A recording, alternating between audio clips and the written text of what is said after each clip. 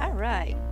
Good morning slash afternoon slash evening, guys. Hold on. My stuff's been shifted around just slightly, probably by the cat. Oh. So we're to kind of Halloweenish Nintendo music today. Also, for if any of you guys have seen the news about the shiny Melanetia you can get in Pokemon Home if you have deposited one of every Pokemon from Sword and Shield and from Scarlet and Violet. Sorry, I'm playing Sword and Shield. But from Scarlet and Violet you can get a Melanetia. And I went and counted earlier and I am 36 Pokemon away. So, after I get this shiny Pumpkaboo, I'll be taking a stream to do that, because it might take me 3 hours to get 36 Pokemon. I'll cut off just a little bit. Let me see here, guys, if I can get this adjusted just a little. I, was messing with a screen yesterday so I could take a video for my friend, and it ended up all sorts of just like confuddled. Let's see here.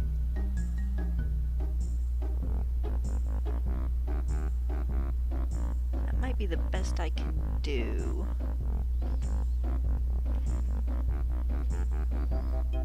Always get that one. Yeah, that's about the best I can do. That's fine.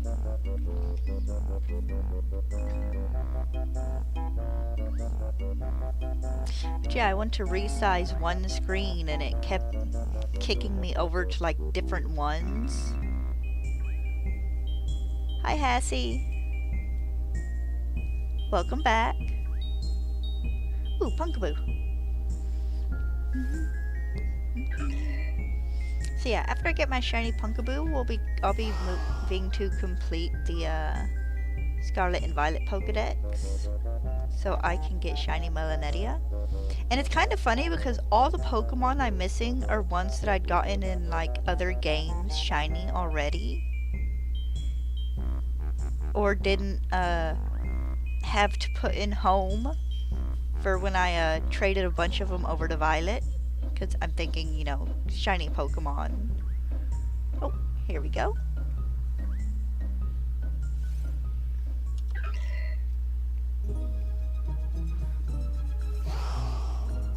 So it'll be fun. We'll take a day to do that and get that finished. And then I'll go back to shiny hunting ghosts. I'll continue on to Galarian Yamask.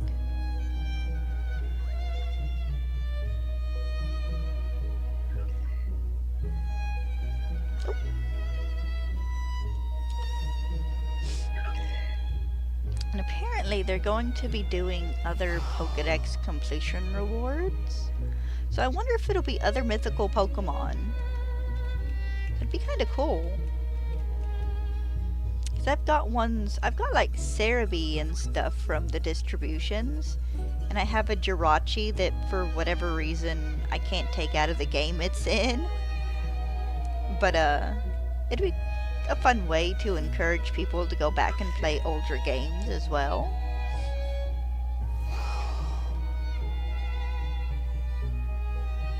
But I've been kind of pondering, because they're doing Melanetia for Scarlet and Violet. I wonder if they would do maybe Keldeo for Sword and Shield, or possibly Victini. It is interesting to think about what Pokemon they could choose.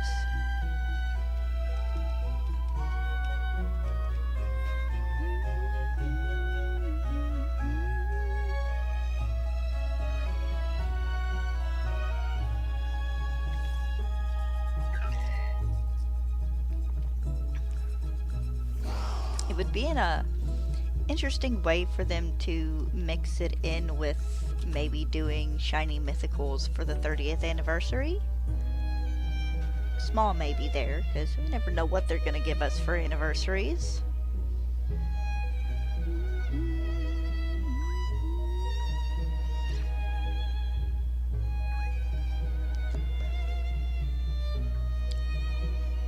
Punkaboo! Still can't believe I used over 100 max repels yesterday.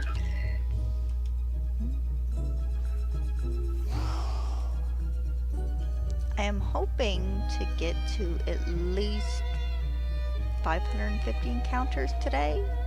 I'd rather get closer to 600, but we'll see. Depends on how many other Pokemon I run into and how many other Pokemon run into me.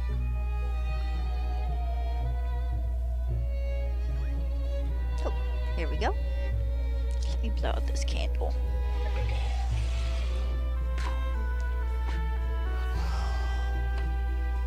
I lit it because I wanted something that smelled good, but I kind of can't smell it at the moment, so...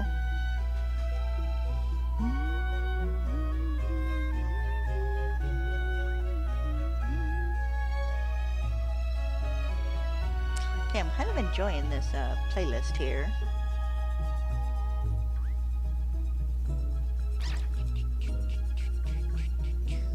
Yes, hi Amber. Hi, like, oh, I was gonna change my game tonight. Can I do that real fast?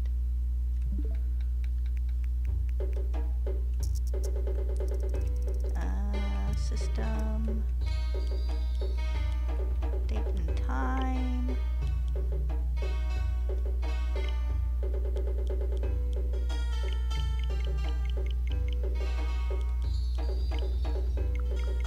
Shouldn't have to close and open for that. Oh, okay, yeah. They seem to have been spawning a little bit better at night when I was on the other day. Not quite nighttime though. Oh. Sometimes I think they lock onto and your game just laughs at you and like, you're gonna just stand right here and let it encounter you? I should have better reflexes than this, considering I've been playing Legends Arceus for the past month. Alright, here. Let's see if I can do that forward one more hour to get to actual nighttime.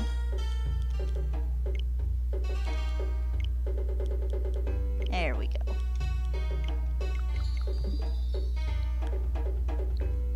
I just realized that said AM. I need PM!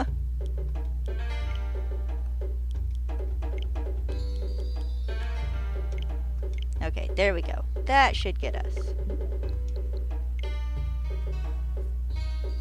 Much better.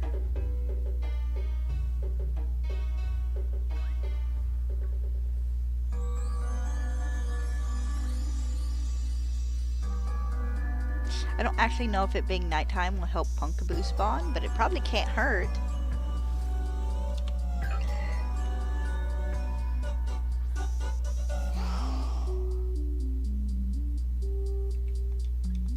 Also, I have like no idea what 90% of this music is. A lot of it is actually apparently from Luigi's Mansion and then like Mario games. I should honestly look up Pokemon Halloween music. Excuse me, you're not what I ran into.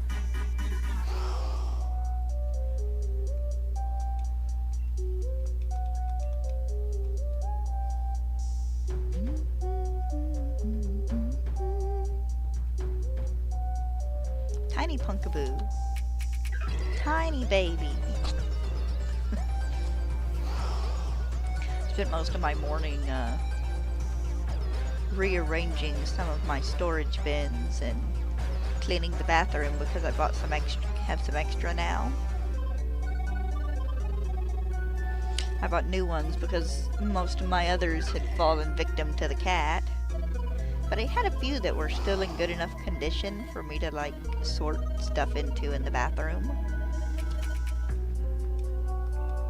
Got one that has like just extra stuff in it, baby oil and a couple of extra toothbrushes and like a thing of icy hot patches. So it's nice, it actually looks really good. Put a bunch of the magazines and stuff my dad and his girlfriend had in there in one because I don't know if they want to throw them away or keep them for some reason.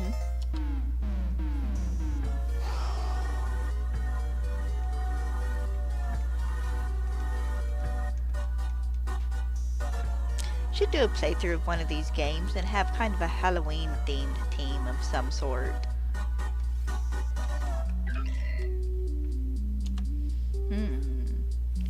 That would be Pumpkaboo, Miss Magius, or Hetterine because they're both witches. Honestly, any ghost type because that would cover, you know, ghosts.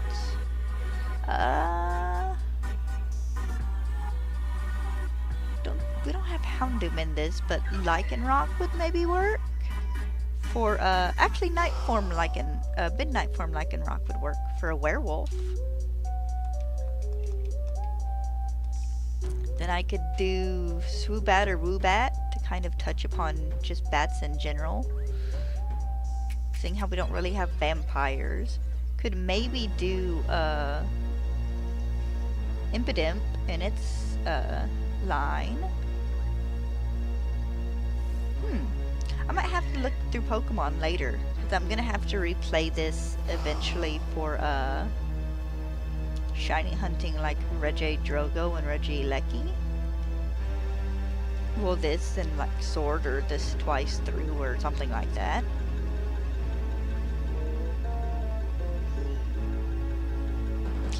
Oh! They pop up and I don't see them, they're so small. Could maybe do, I was gonna say do a Purloin and a Liepard for a witch's cat, but and a Alolan Meowth maybe? It would suit a bit better because it's a black cat. Kinda.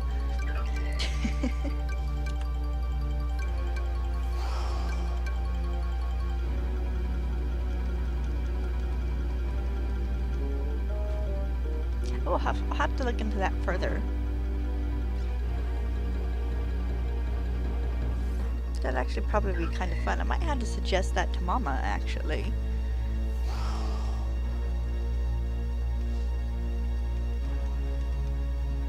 She'd probably enjoy doing it. Also, I forgot to evolve my Mime Jr. yesterday, to level it up and evolve it. Ooh, excuse me. So if I can remember, I'm going to do that at the end of stream today. And if not, I'm probably just going to say forget it and evolve it outside of stream. I think this is helping them spawn a bit. Their spawn rate might be a bit higher at night.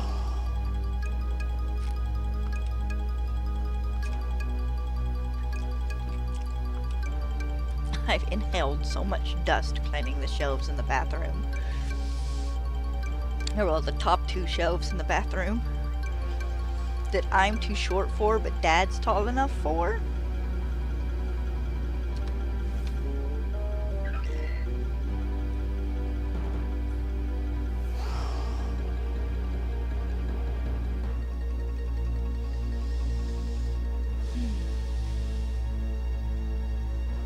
But it's lovely. I have a completely empty basket that eventually I think I'm going to use for like snacks. Probably nothing huge. Pretzels, maybe a thing of Pringles, probably some crackers. Dun, dun, dun, dun. Sorry, distracted by Lavender Town music.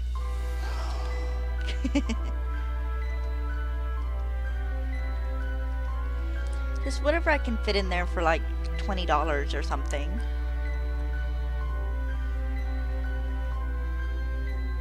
Eventually. Not right now though. It'll probably be when I plan on doing bigger streams. So like game releases and whatnot. Or the evening of game releases when I'm staying up till 11 so I can start a game. And it's 11 in my state. I am a state over from Eastern Standard Time. Central Time? Central Mountain Time? One of the two. I can never quite remember what it's called. But when a new game unlocks at midnight on the East Coast, it unlocks everywhere. And I discovered that completely on accident with Kingdom Hearts 3. And was it 3? No, it was... Actually, it might have been Pokemon Shield. I was just messing around, waiting for, midnight to roll around, and I hit A when it was midnight at my friend's place, and I was like, haha, watch me be able to play it now, and I hit A and the game activated, and it's like, oh, I can play this now!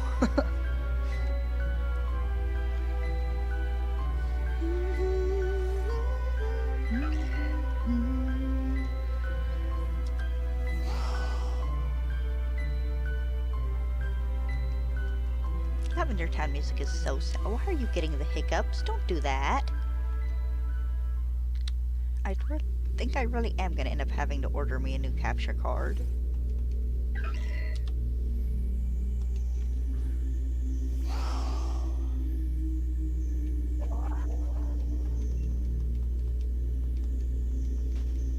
Bye-bye, Pumpkaboo.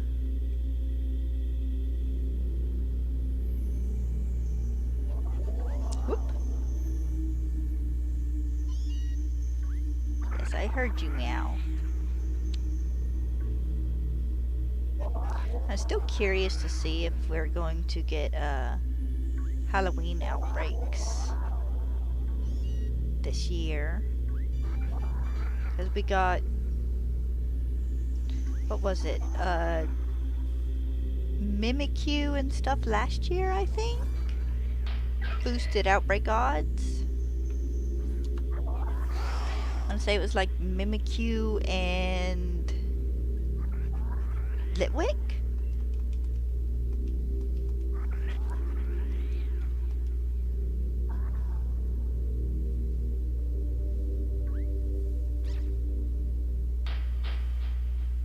I do think they are spawning a bit more.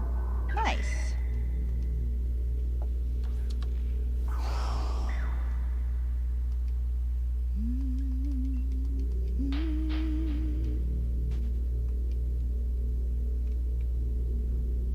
I do wish that the people who did Pokemon Home would give us more stuff to do on the Switch end. So I would love to be able to go on the GTS and stuff on something other than my phone.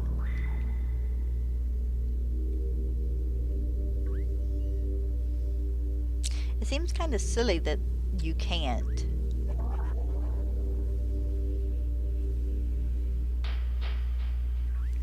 There we go.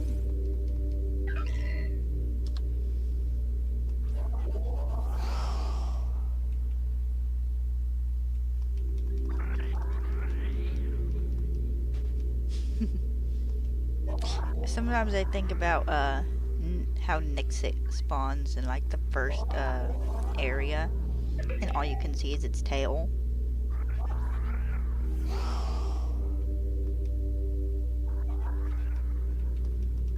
I'm sleepy too, my dude. I got woken up at like 6 by the cat wanting treats.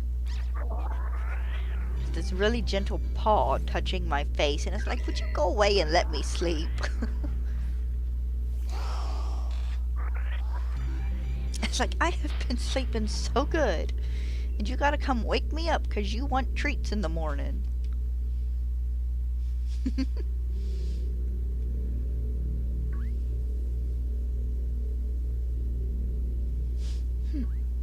Stella, baby, you sleepy? Stella's laying at the end of the bed, by the window I have cracked just a bit, just snoozing away. Tired baby. Don't know what she did last night, but she hopped off the couch, and I don't know if it's just the way she landed or what, but she spent most of the night limping. She's good now, but I do hate it when she does that. Or she does that every once in a while. Don't know if she just hits hard or lands wrong or something.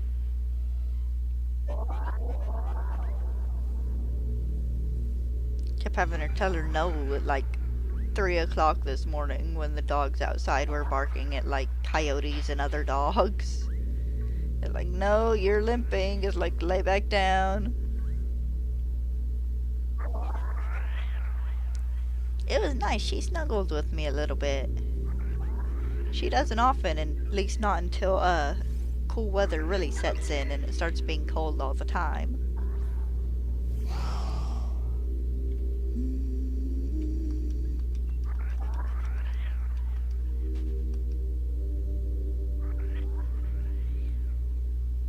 Stella, I opened that window a smidge because I was getting hot, but I might have to close it. Or at least get up and go get my jacket.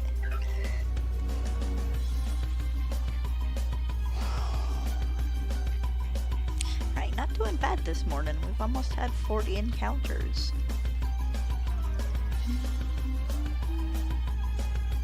We'll get this one, and then we'll zigzag over there to get the other one.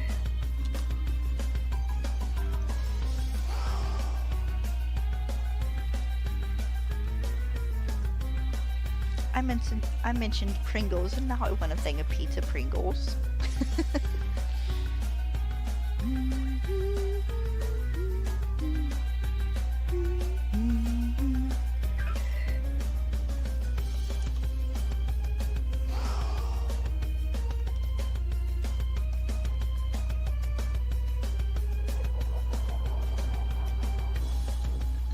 Ooh, excuse me.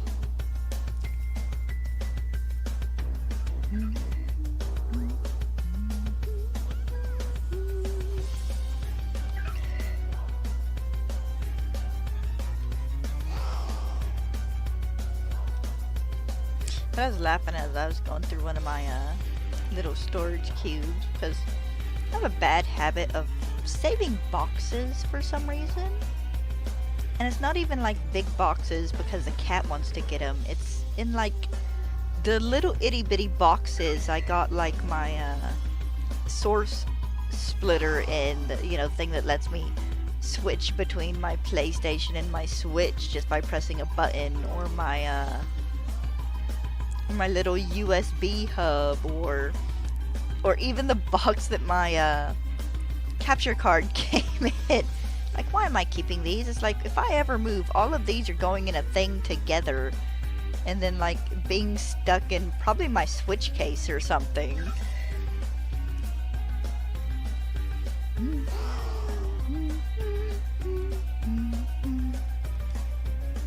So I got rid of like 6 little boxes earlier. 6 or 7. I do keep my phone boxes just in case until I get like the next new one, when whichever one I'm using finally wears out.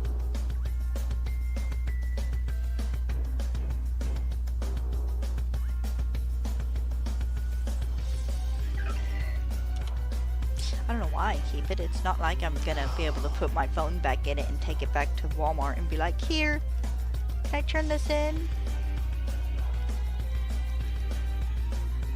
I've had it for over a year. I don't think they'd take it back.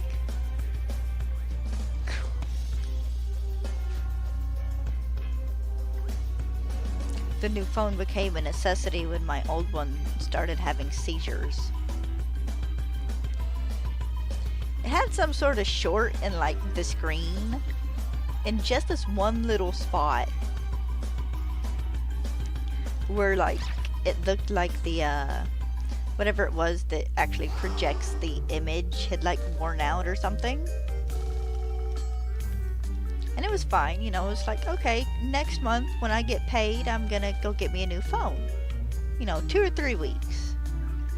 Nope. About a week later, it started flipping out.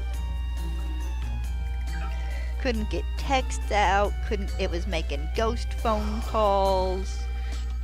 It turning on and off the screen.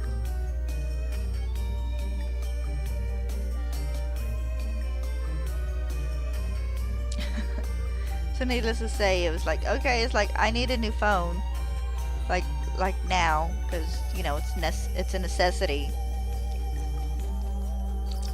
The one time I went to work and didn't have it, I took my tablet with me for just music, because I just downloaded a handful of songs onto it. And my dad's girlfriend took me. Like, okay, so this is my easy clean. I'll just be here an hour and a half, 2 hours tops. So come get me around this time. And she left me there an extra hour. It was fine. I sat inside, but it was like you've either fallen asleep or forgotten, and I can't call you to wake you up or remind you. She pulled in and she's like, I'm so sorry. She goes, I don't know why I was thinking you said it'd be 3 hours. It's like, no, honey. It's like an hour and a half to 2 hours. It don't take that long to clean this church. Unless I'm mopping. Or unless there's some other little thing they need us to do.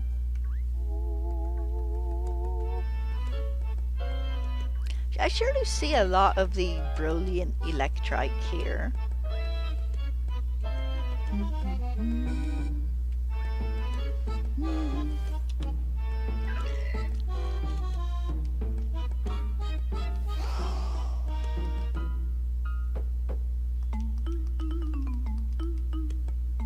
Oh, I'm over 300. Nice. But people have been talking about the leaks and how they're wondering if Nintendo, it's gonna have any effect on like the release for Pokemon ZA and for Generation 10. And it's like, dude hasn't released this stuff, you know, to the main public. And it's like, well, yes, you know, apparently him and some others have had it and played a incomplete, you know, very base version of ZA. It's like, so long as it stays, you know, within that little circle of jerks. Yes, haha, I know what I said. And it's like, we should be okay. Because, I mean, news about ZA other than 2 things, no, like 4 little things. Only a couple of things have been revealed, and 2 of those were just from the anime plot summaries.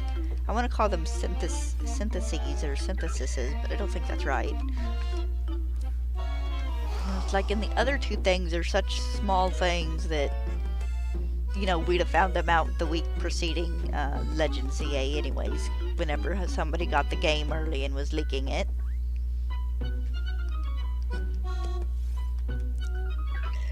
And it's like, yes, I can see if it gets out, you know, big out, leaked onto Twitter out, and, you know, a bazillion people in one see it. Yes, they would change the Generation 10 game, probably, but I don't see them doing that with Legends ZA too much.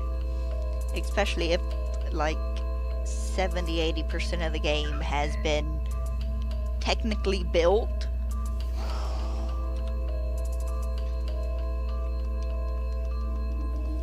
But also give it another week or so and ain't no one gonna be thinking about the leaks. Because I think the biggest majority of stuff is the old game stuff, you know, that people are actually really interested in, because it is interesting. It's pretty much I've been done. I think they have, let's see, they didn't have anything for Sun and Moon. So it'd be the Let's Go games, Sword and Shield, Legends Arceus, and maybe beta stuff from Scarlet and Violet.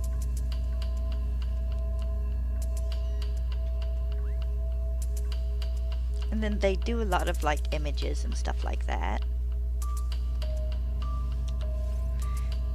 And I know a terabyte's a ton of stuff, but it's like, come on, dude.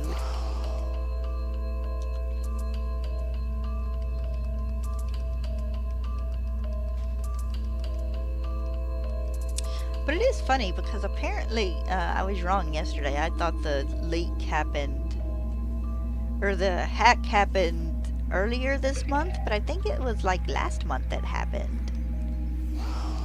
It's like, obviously, you know, Nintendo and the Pokemon Company knew about this, and either the dude tried to ransom the stuff and failed, or didn't try at all. So surely they have assumed that eventually at least some of it was gonna get out.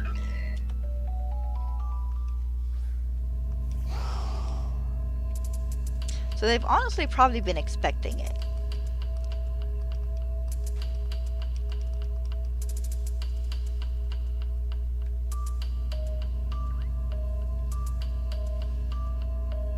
And honestly, the worst thing that so far seems to have come out of it is a bunch of people apparently lacking a little bit of reading comprehension for scrapped ideas for like kind of mythology based stories in Pokemon.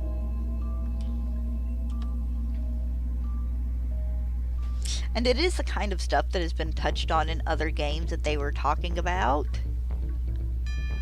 I didn't know. I'm not going to go into any detail here. But it's like, people, we've seen this stuff in other games. This is just more detailed stories other than the vague stories we get in-game. It's like, there is a mission in Legends ZA where it legit mentions a dude marrying a Frostlass that he like thought was a human woman. It's like, it's just weird kind of Japanese myth stuff. Like, leave it be. It's fun. For anybody who's on Twitter, it's part of the Not All Typhlosions stuff. It's dumb.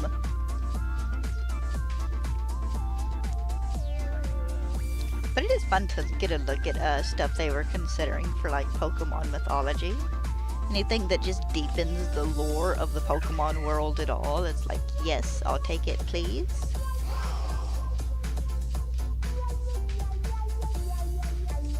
And honestly, someone mentioned that they need to make like books covering a bunch of just like their processes and like the beta images and scrapped Pokemon designs and stuff. And it's like, yes, that'd be awesome.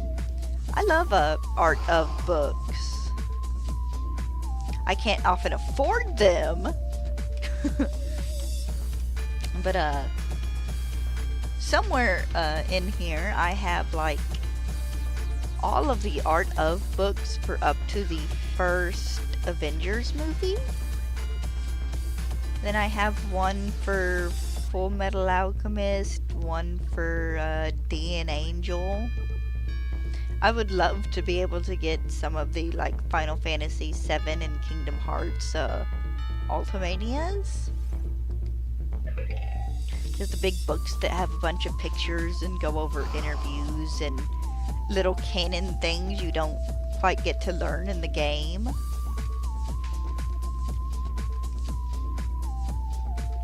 I would love stuff like that for Pokemon.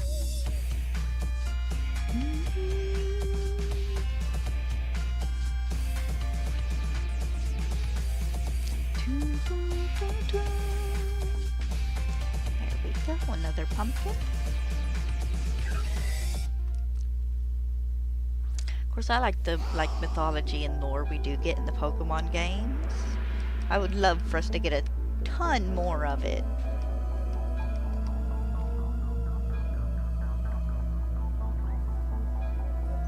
And for us to be able to get it in like one source, not having to like run around the entire Crown Tundra and put together a bunch of small story pieces written on the ruins and stuff. Not that there's anything wrong with that. And I know I could go to like the wiki and just read it, but it'd be fun. There's been a part of me that hoped we would get like another mini series of cartoons from Pokemon, and maybe the Calyrex story would be in it, but that maybe that'll happen for the 30th anniversary actually,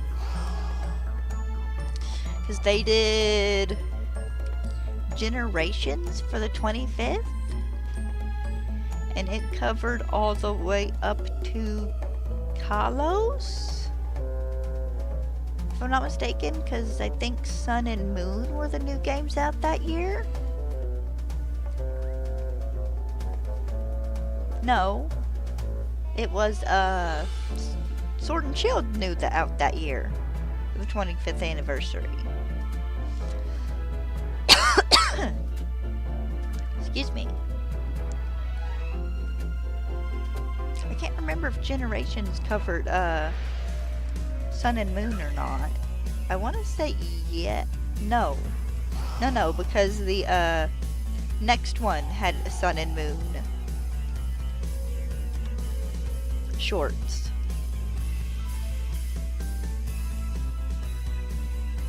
Because the next one had the Sun and Moon short, and it also included Galar. I think that was Evolutions? Generations, Evolutions,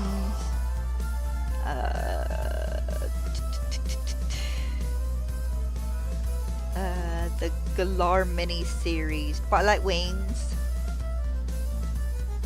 Then we got Hisuian Snow. And then after that it was last year's Paldean Winds.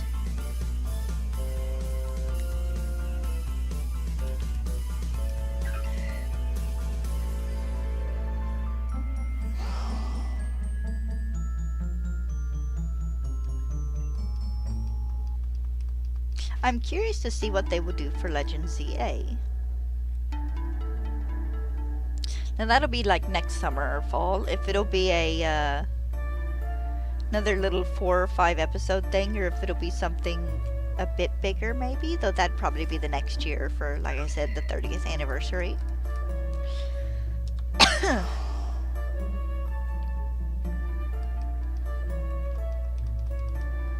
Well, whatever they end up doing, I hope they dive into some of the mythology and in the shorts that we haven't gotten to see yet. Like, I would love a newly animated tale from the two brothers from Gen 5. And then maybe something touching upon Giratina's fall in for Legends. And we could touch upon the Darkest Day and Calyrex for Sword and Shield.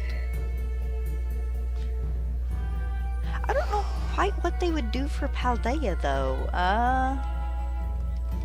Maybe something for Heath's expedition down into Area Zero the first time. Also, hi Bob. I'm just Jabberjawing.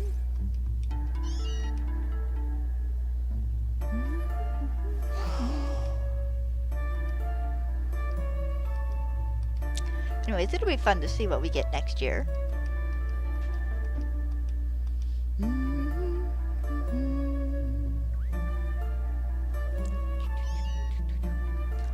Bob, have you seen that they're making Shiny Melanetia a reward for having one of each Pokemon from Scarlet and Violet Pokedex in your home?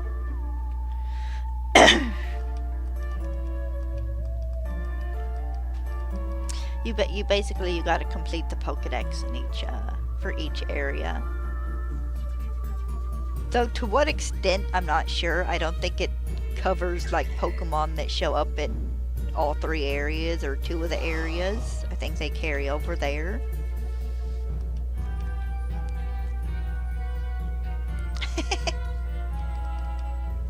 I think they should have went ahead and made Galarian Meowth really fuzzy instead of giving it a beard. Oh, hey, look! Aww.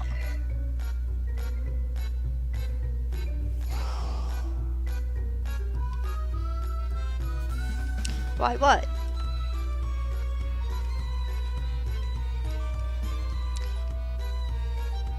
Because I can have answers to both that, but I want to know if it's in regards to Melanetia or in regards to me saying Galarian Meowth just needed to be really fuzzy. For Melanetia, because they can, and to encourage people to play Scarlet and Violet some more. And as for Galarian Meowth, I think it would have suited it more to have just kind of made it a Norwegian forest cat instead of giving it a beard. I mean, it's the same aesthetic, but instead of having a beard, it would just be all over fuzzy.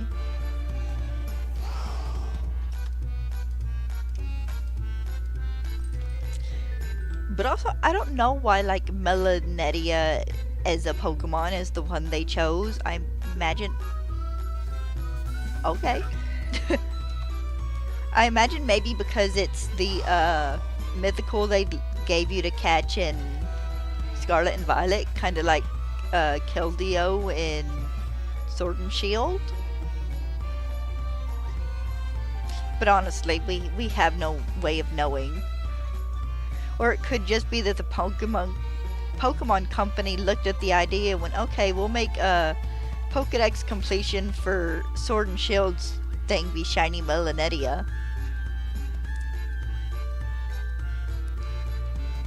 Honestly, it could be any reason. Alas, I do not live in Japan, so I can't like hop a train and go ask. Go visit the Pokemon Company building, go inside, talk to a secretary, and be like, hey, do you know why they did this?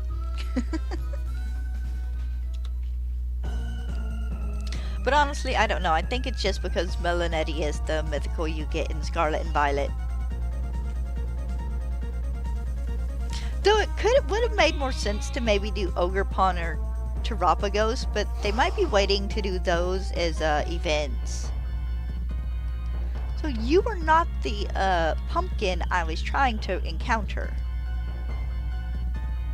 Hate it when that happens.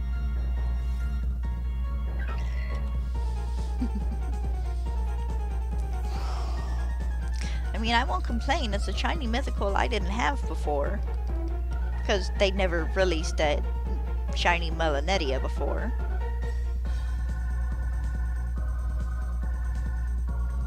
Oh, nice. Alright, go ahead and share.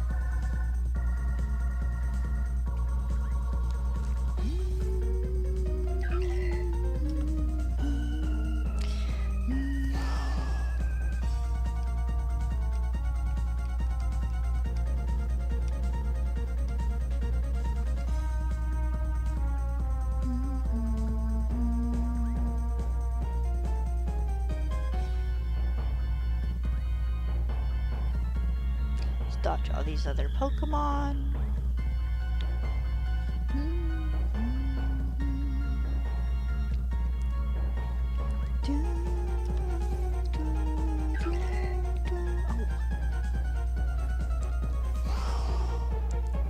He's sitting here popping toes.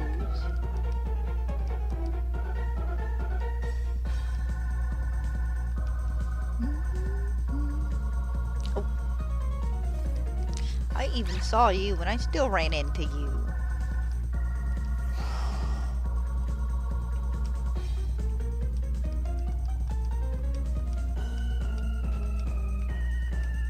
Come on, I saw another one over here, I think. I did not. Okay, I was wrong.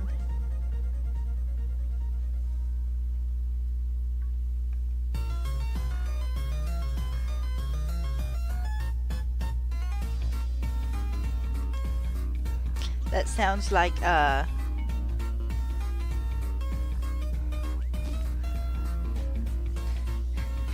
can't remember its name. Little thorny metal dude. Not for a thorn.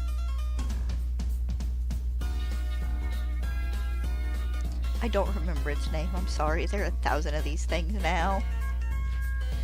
But yeah, that sounds like Ferrothorn in its pre-evolution.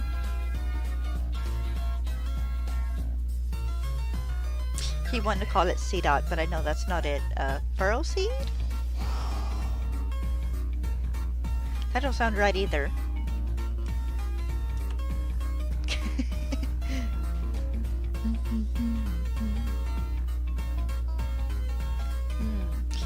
It's not a bad typing though. It helps cut down on that ground weakness, but it does double fire weakness.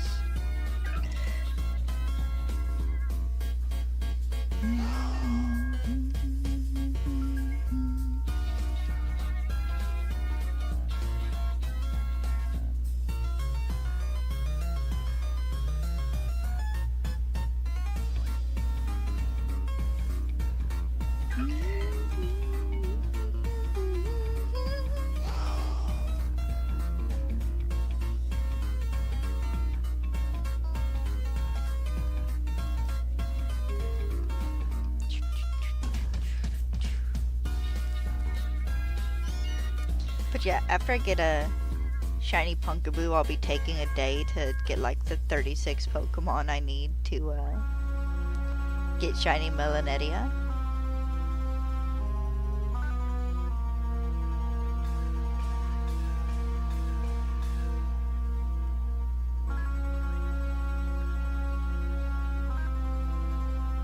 Hold on, I'm trying to read, but also trying not to get like mobbed by Electrike.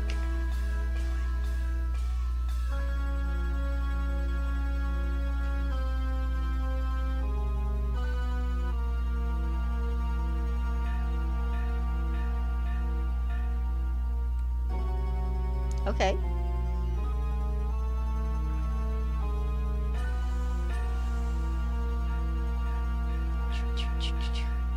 Although all I'm picturing now with Metal Melon is just like a metal watermelon. Ooh, tiny pumpkin.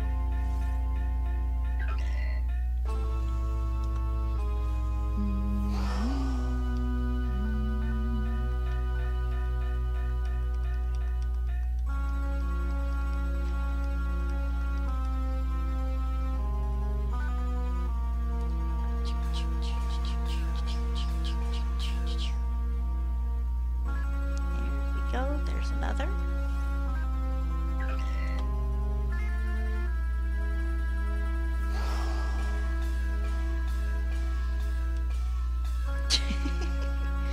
Gotta kind of laugh at this music.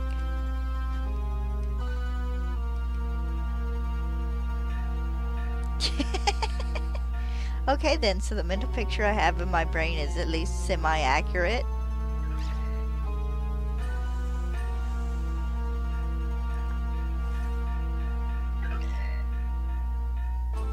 That's nice to know.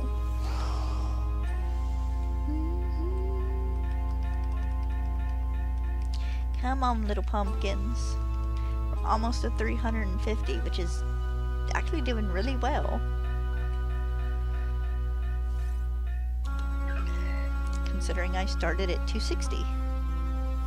So maybe I'll just about manage my 100 per hour today.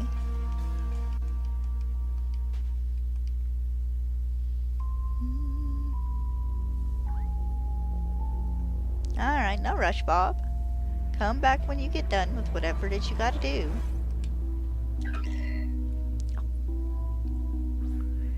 I gotta reposition my leg here. My one leg ain't quite liking being crossed over the other. That's fine. That's actually probably more my chair than anything. I need to put a new computer chair on my list of stuff to get, but it never seems to happen.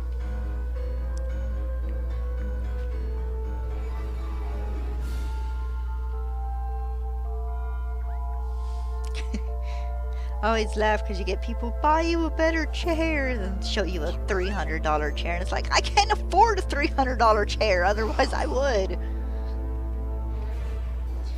There is a company, I don't remember which one, that has cow print pattern chairs, and I want one.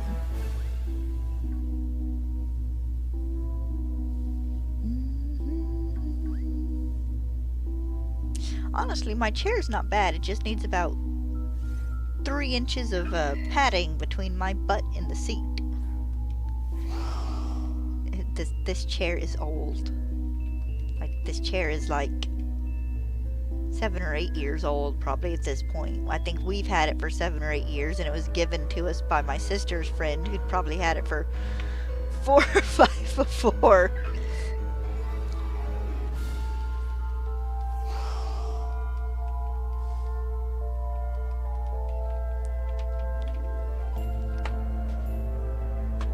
Pull my cushion over real fast, be a bit more comfy. There we go.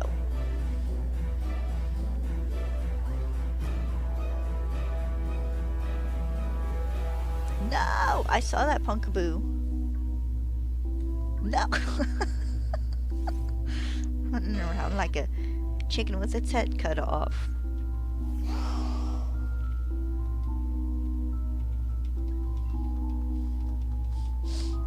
Love it. Every time this happens, a part of my brain is like, you've broken the chain! Well, yes, I am technically chaining Pokemon. The chain doesn't matter, you know, I just have to keep encountering until I find it.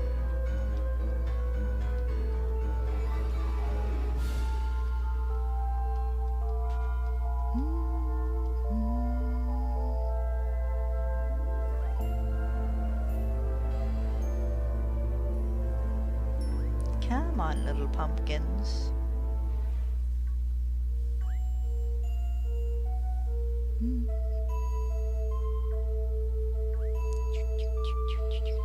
Oh, there we go. Tiny pumpkin.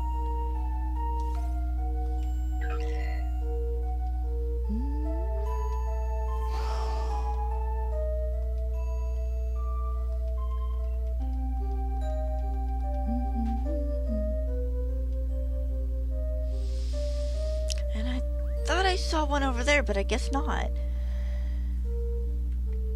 Oh, there's one right there, though.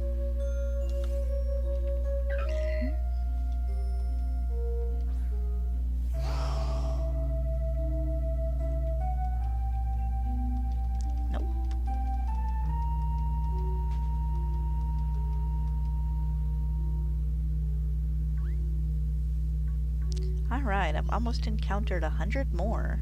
Oh. I don't know why for half a second I didn't realize he was there. Hey there, big boy.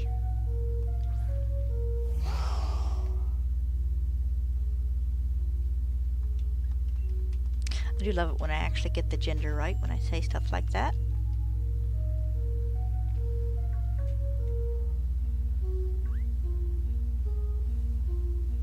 Here's another one.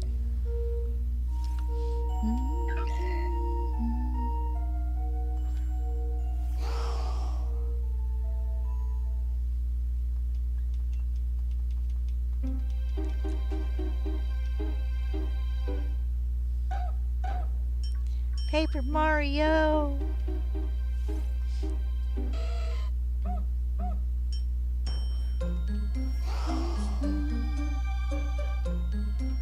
A sudden desire to play Paper Mario again. I played it last spring.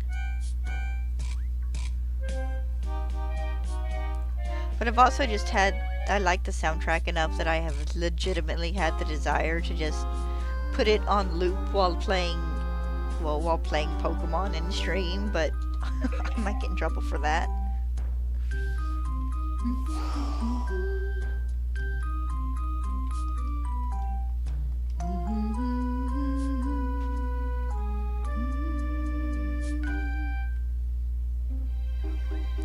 I do so adore the first Paper Mario game. I can't say anything about any of the others though, because I actually haven't played any of the others.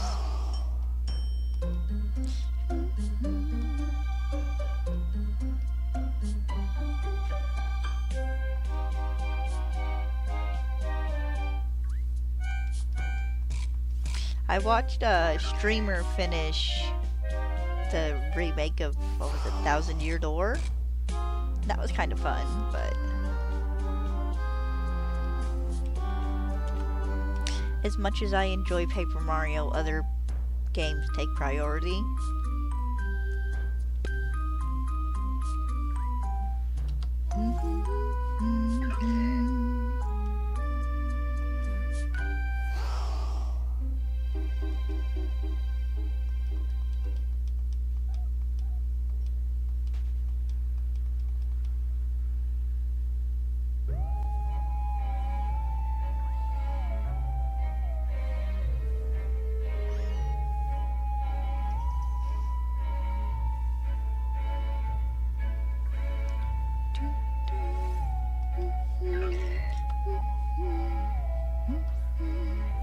I'm enjoying this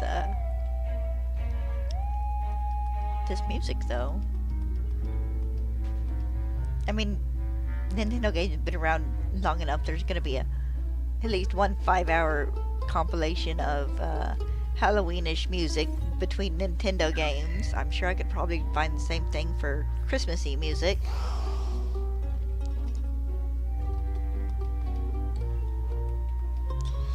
Which is generally in my brain just anywhere with ice and snow.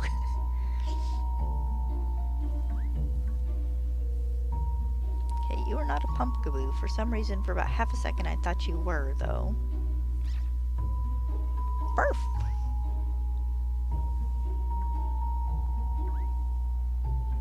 Pokemon cries you can hear in your sleep.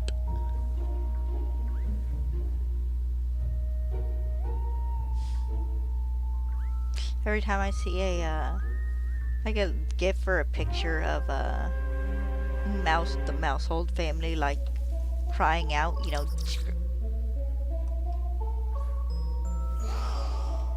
Why do you do this to me? I did not touch you.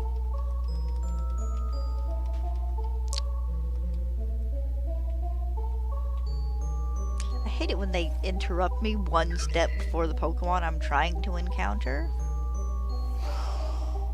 I don't know if I counted that Milcery or not. We'll take the risk. I feel like I'm always a couple of numbers off anyways. But as I was saying, every time I see the picture of like a Mousehold family screaming, all I can think of is the Shy Guy screaming in Paper Mario. Just the scene where you break down the door into like the final boss area and they're all just running, you know, and it sounds like a freaking group of 15 little kids when you manage to like flick the lights on and off while they're watching a scary movie or something. Or that one kid who was flipping the switch on the breaker on and off as they played with the Ouija board. If I had a little sister, I'd do something like that. But instead I have a little brother. You know, one of those ones that's like a foot taller than me. Because he hit 16 and just decided to not stop growing.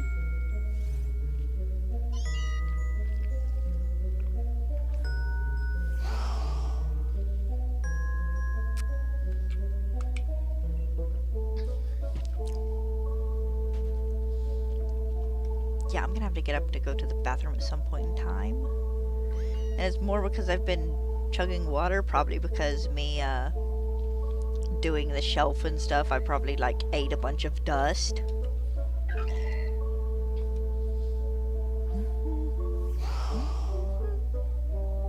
Oh, I did go through a bunch of my live streams last night and actually sort them into playlists.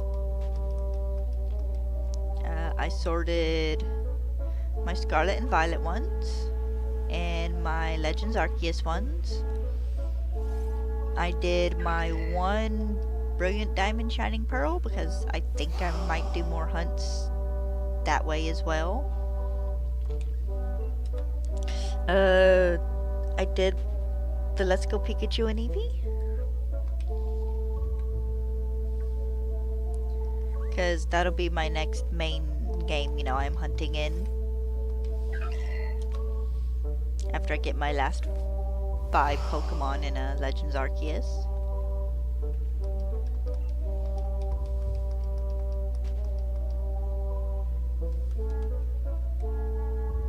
Might do a bit of breeding in that one too.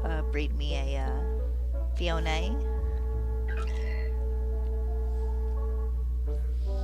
Of course, I don't know if I want to do that in a Brilliant Diamond or if I want to do just go ahead and do it in a Scarlet.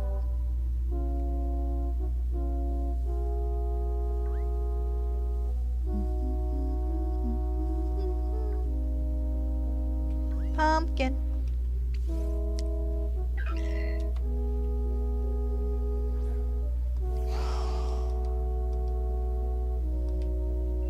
Actually, I'll probably do it in Scarlet just because it's generally kind of easier. Oh, excuse me. That is nothing against, you know, Brilliant Diamond. Just being able to sit there in a picnic and breed like 3 or 4 boxes of eggs at a time. Dang it! Hate it when this happens. This happened like 4 or 5 times now, which isn't a bad count in like 110 Pokemon.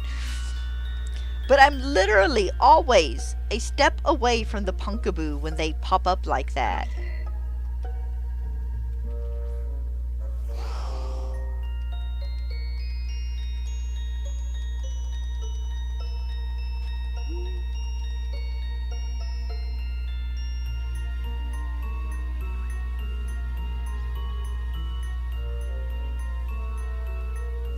Okay, there we go. That time it worked.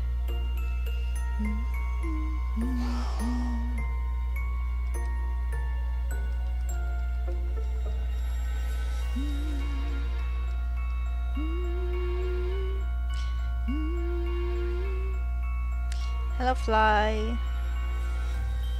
The one fly in the house and is buzzing around in my room. Hello, Electrike.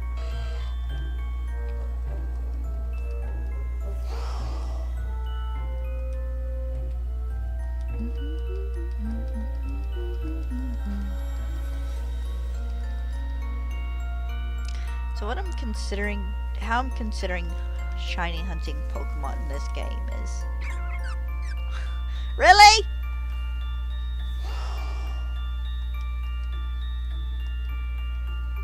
I should knock you out just to set an example for all of the other Pokemon.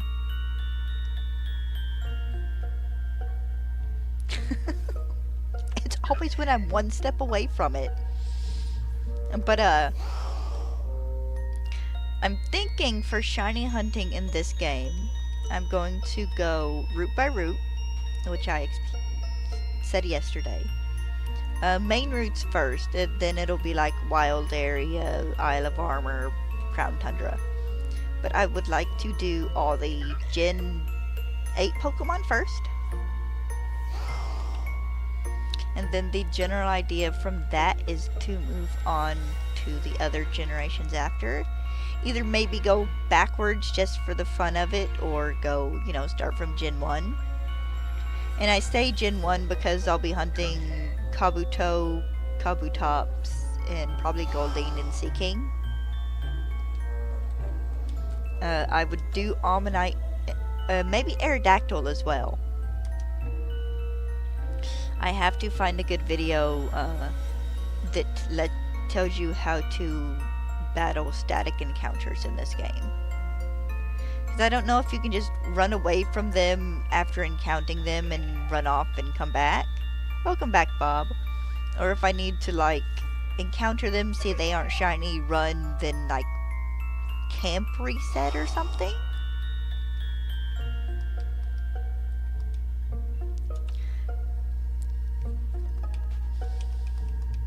Of course, I also might just say forget it and just go ahead and breed a shiny Aerodactyl. I'm not certain yet. We'll have to see how I feel when I get to it.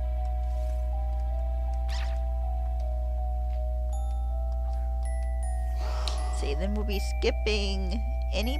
Actually, no, I'd be skipping Aerodactyl because it has a Mega. But yeah, any Pokemon with a Mega or any Pokemon that's like Gen 6, other than the Pumpkaboo I'm hunting right now, I will probably skip shiny hunting for, so I don't have to hunt for it like 3 times in for both games.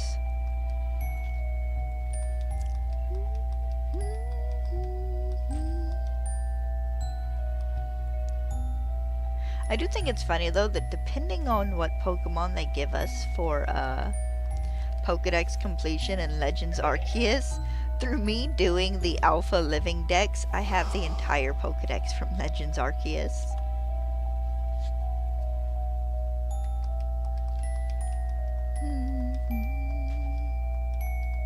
Which is, welcome back, Bob. I don't know if I said that yet.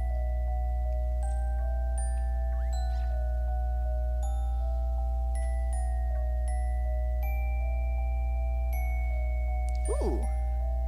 Actually, chicken wings don't sound bad.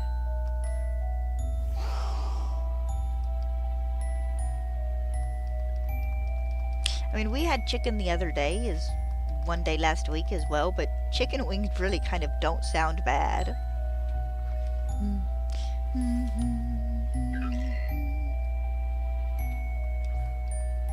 Either just plain up fried or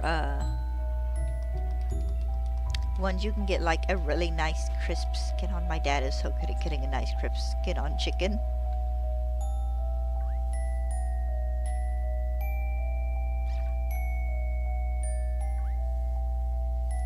Nope, you guys can't catch me. I'm faster than you, haha. Sometimes I'm faster than them.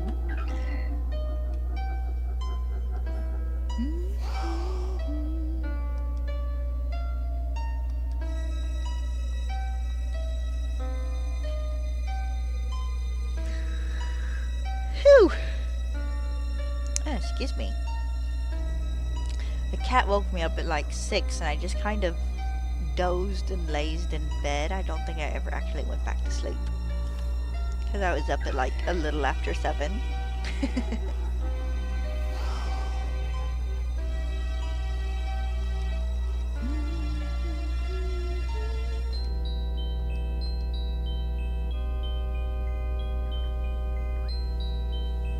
Nope, I need this pumpkin down here.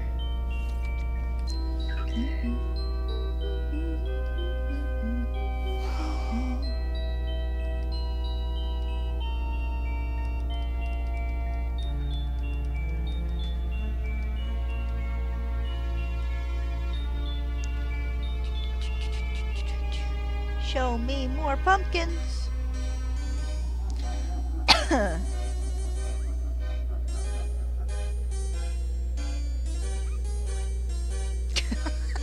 Single pumpkin.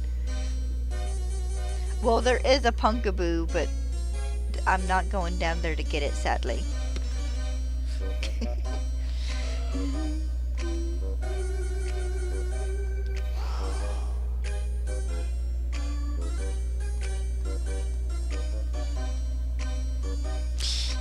I know we probably won't, but I would absolutely love if in Legends EA, if to mimic the orchard in Scarlet and Violet where the Appleton are in Kitakami, if they did like a little area in Legends EA that is a pumpkin patch where Pumpkaboo spawn.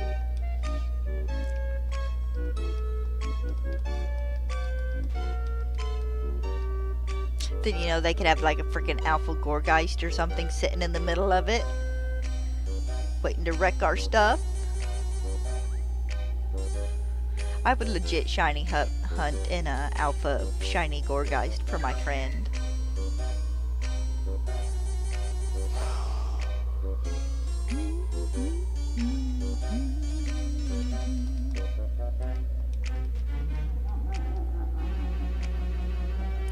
She does love her ghosties.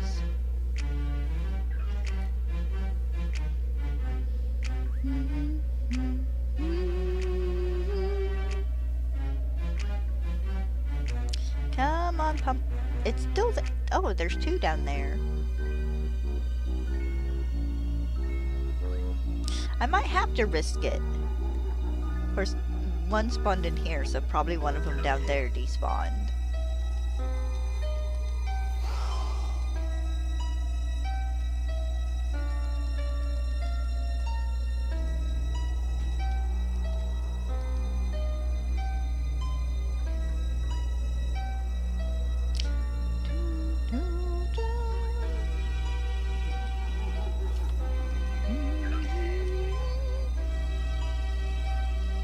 Now I kind of want to watch the, like, Sleepy Hollow Disney cartoon. Where they did the little short, or maybe it's about 20 minutes, that's still short. Little Disney short of, The Legend of Sleepy Hollow, the Headless Horseman.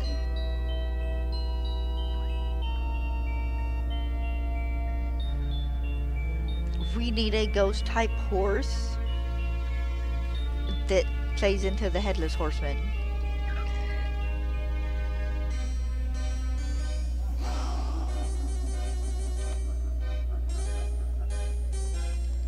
Give it a, like, physical body, but let its head and stuff be, all ghosty.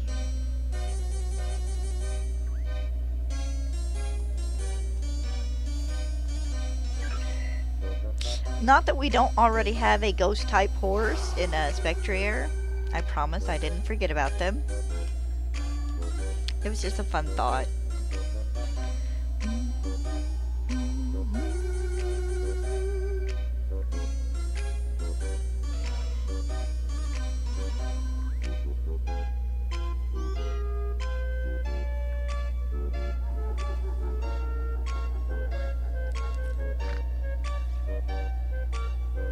That laugh makes me think of, Pete from not a Night Before Christmas.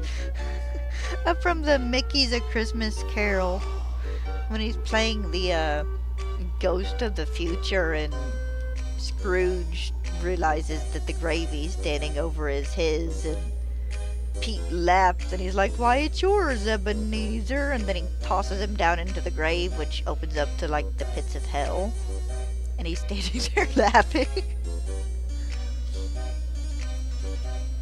Modern day Disney would never.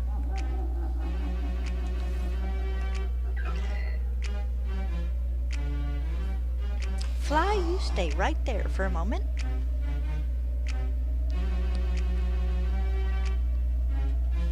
Oh, heck, there's two!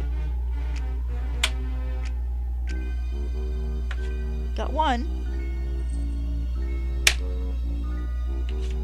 I think I got the other as well. And the cat's laying in the dog bed again. Pin Pin, are you like it in there? Is it just as warm for you as it is for Stella? I got just enough breakfast stuff left over from last night. I could probably make me a breakfast burrito. Or I could just eat, you know, an actual burrito. We have them in the freezer.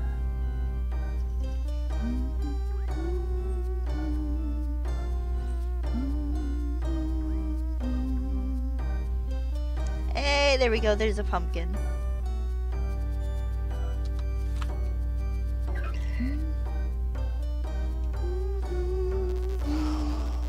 Oh, whoops. Don't need that stuff pulled up on there. Quit that. I don't need any of my stuff boxed out.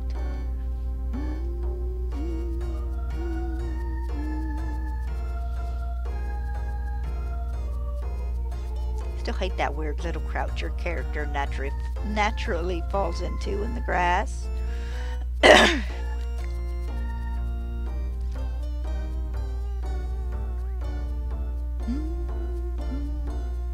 Okay, here's another. Should I just start hanging around this corner then? Is that where all the cool punkaboo are?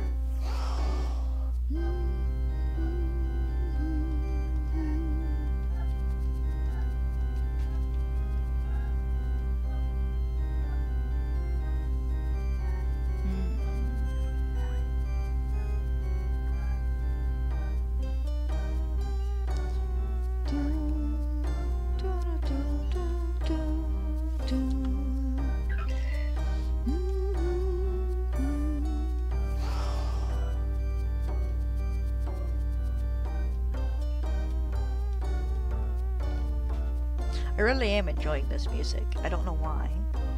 I mean, it's good music. Nintendo music is generally really good.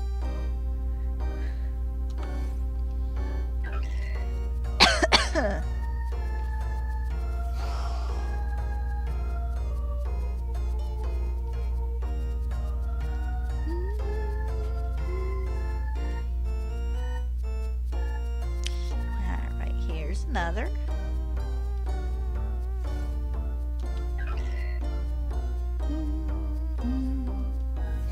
Almost to 400.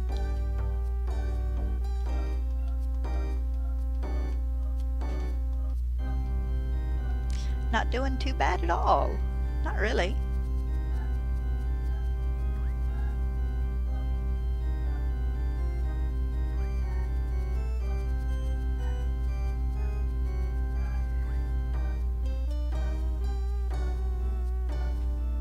There we go. I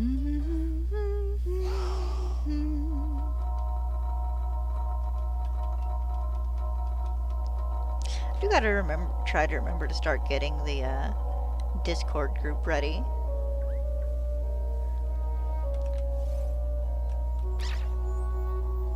Because there is still a decent chance I might actually manage to hit 500 subscribers by the end of the year. I think I'm to 419 now. Or at least that was what I was at when I went into studio the other day to post a short or two.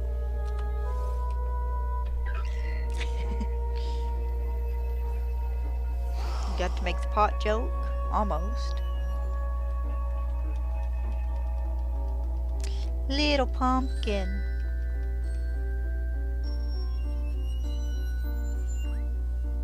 This song could really do without the gates creaking open.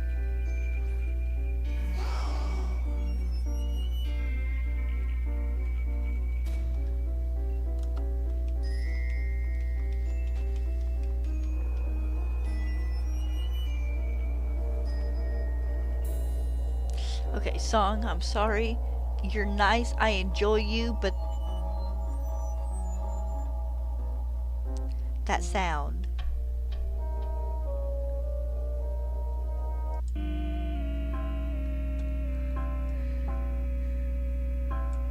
That little gate shrieky noise was making me twitch.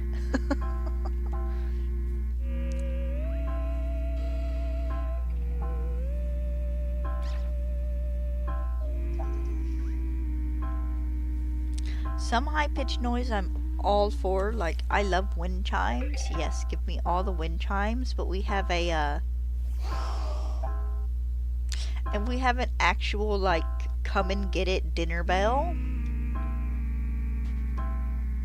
And Dad rang it inside the house once just to kind of be a jerk. And I swear my ears rang for like 15 minutes after he quit. He didn't like stand there and hit it continuously, but he thunked it 3 or 4 times, and it's like,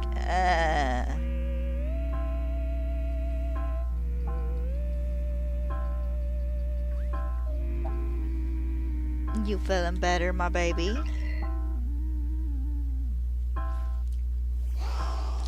The cold weather got you all stiff and achy? You and Papa both. Nice. I'm not a big spicy food person, so I've never actually had curry, but sounds good.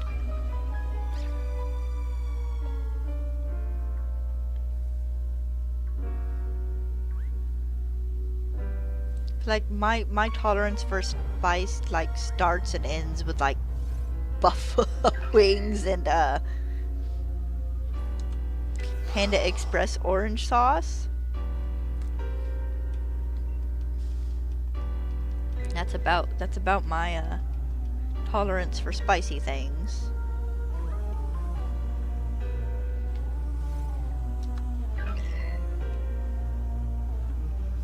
Hey, we're to 400.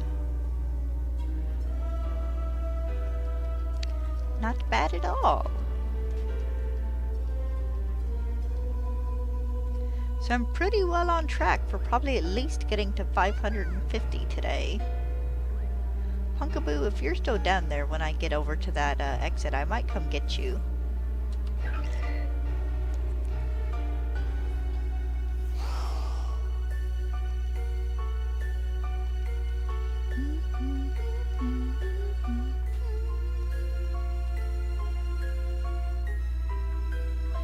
Oh, we need a good rainy day.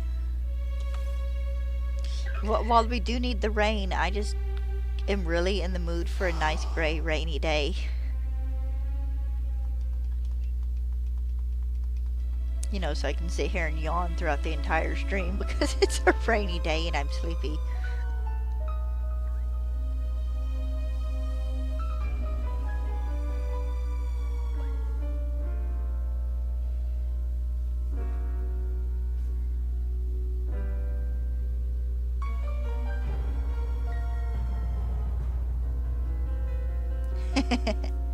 Yeah.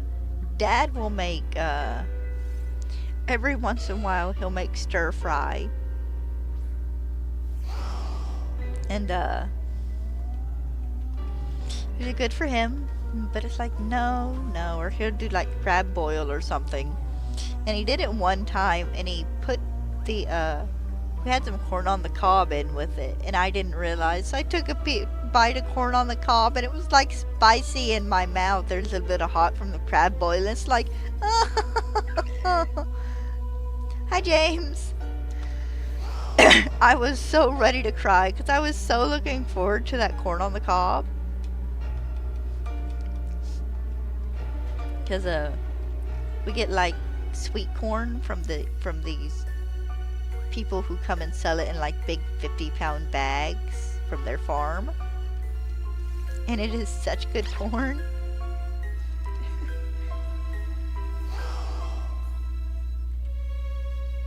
Gave Dad such a betrayed look.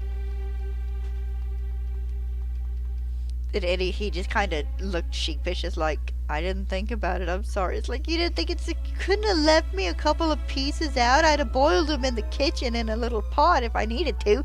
All you're doing is heating them up. Getting them warm enough the butter melts.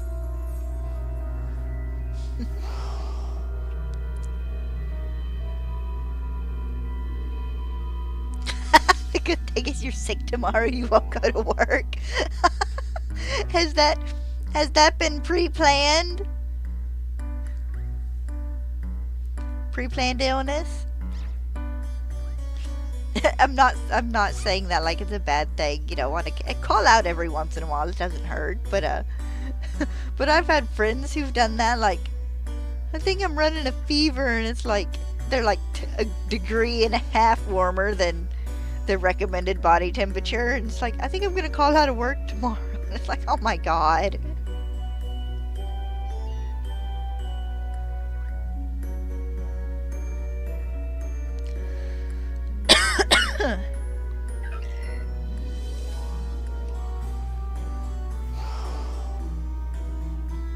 I don't think I ever called out when I worked at the restaurant. Maybe once?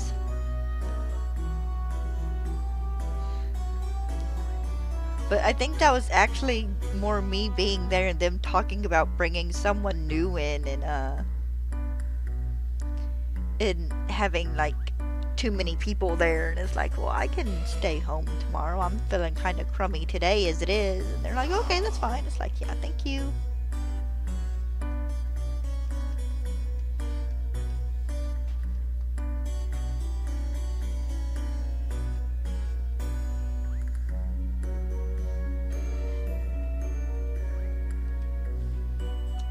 I was one of those people that with my luck, if I got sick like during my days off.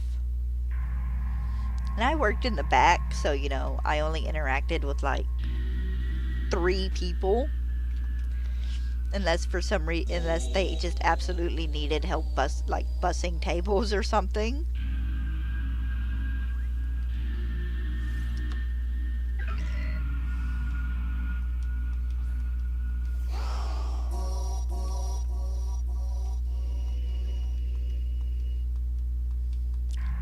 Oh, little ghosts.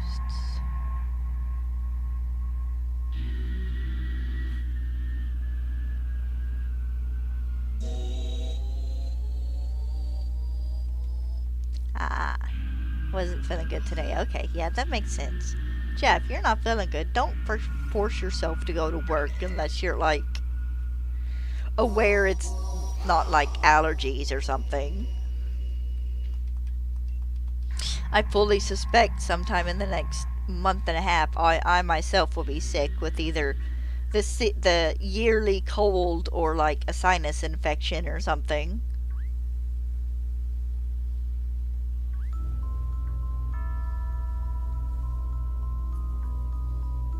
I don't get sick often, about maybe once or twice a year. Like, I generally get a yearly, like, head cold, sinus infection, just general run-of-the-mill cold, and then every once in a while I'll catch a virus from, like, my dad's girlfriend.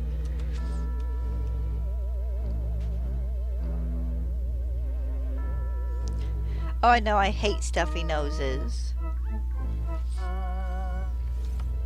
But of course, those are the two states of being if you're sick. You're either stuffy or you're runny. If you're not one, you're the other. I feel like I got cat fur all over my face. Or maybe just dust and stuff from where I was cleaning in the bathroom earlier. I had a cold once, and you know, it was during the day, and Dad looked at me, he's like, you need anything from the store? And it's like, tissues, please, and, you know, just general cold medication. And he came in with one of those sinus sprays you can get that'll help open up your nose after you've gone stuffy. So I'm sitting in a chair in the living room, and because this was before I had a Switch and stuff, actually. I'm playing, like, Minecraft on my tablet. And next to me I have, like, a Sprite. Because, you know, running sinuses can make your stomach hurt. And then I have a thing of cold medicine and the sinus spray. And, like, every 4.5 hours, like, on the hour, I'm just going through this ritual of taking medicine and doing the sinus spray. I got a thing of tissues next to me so I can blow my nose when I need to. My sister or someone came over and they looked at me. They're like, "You're just all set up, aren't you?" It's like, I'm good.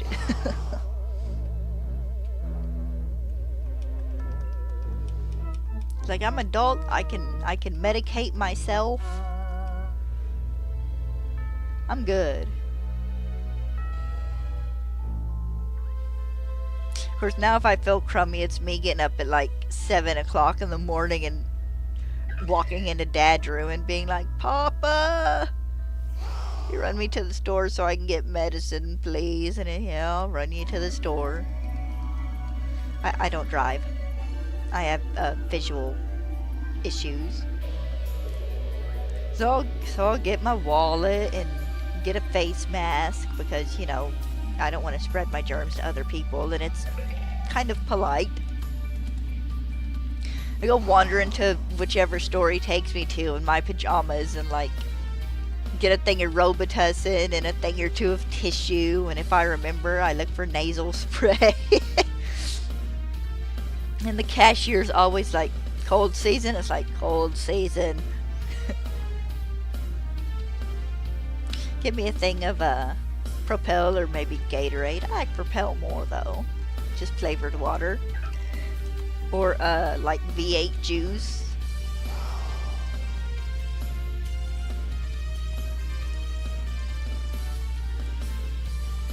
And I'd sit and veg out in the living room in the chair, watch TV shows or movies or whatever, and play Minecraft on my tablet. I played a lot of Minecraft on my tablet. Until I broke it under my chair. I was so sad when that happened. So sad. Hi, Electrike.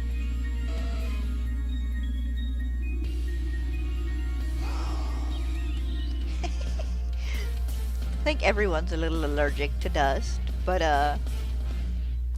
it's just that time of year here. Leaves are starting to fall, so you know all the trees are like dropping pollen and dust, and you know just pet dander and stuff will do it too. That is part of how I tell when I need to wash my sheets. I wash them generally every couple of weeks anyways, but on occasion, you know, I just forget. And I'll be laying in bed in the morning and it's like, I can't breathe out of my nose, it's time to wash the sheets. You just want it to be Christmas. I can't complain with that logic. We don't celebrate Christmas much anymore just because there's not like a lot of little ones. But if it were Christmas, that'd put us that much closer to Legends ZA and like Pokemon Day and stuff. So I couldn't complain about that really.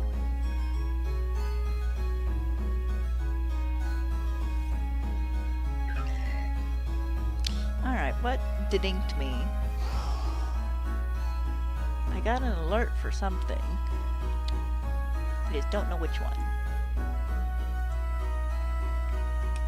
Here, let me check my phone. But I'm also ready for like snow. Like not like a ton buried in the house for 2 weeks snow, though.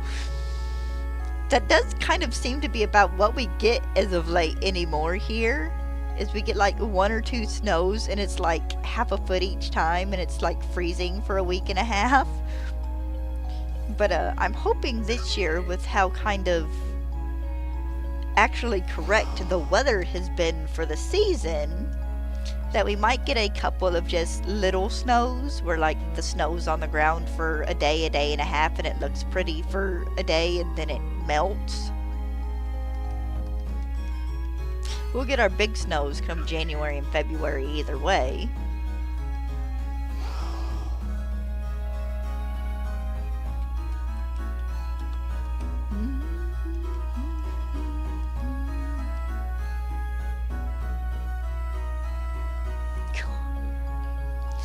Yeah, I like Christmas to an extent, but Christmas creeping ever forward into the year is like, no. Like, literally, the beginning of October rolled around, and they were clearing out space at the local dollar store to set up Christmas stuff. It's like, it's not even Halloween yet. Christmas stuff used to be like, they used to start putting it out like the last week of October. But now it's the beginning of October.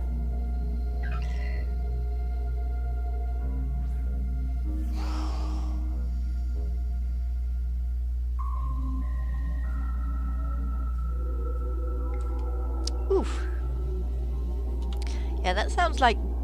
Actually, some of that might be pet dander and stuff, too.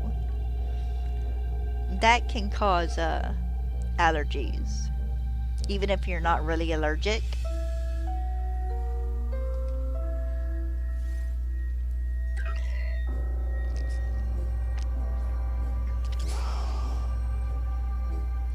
Guys, we made it to 420!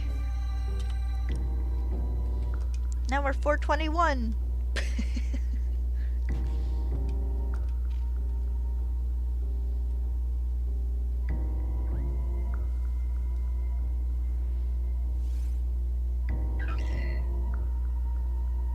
Oh, good lord. September, really?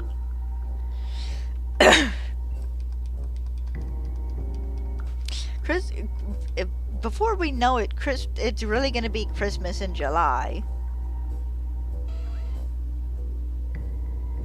Like, now I can remember a couple of, what was it, ABC Family or Fox Family or Freeform or whatever that channel is called now.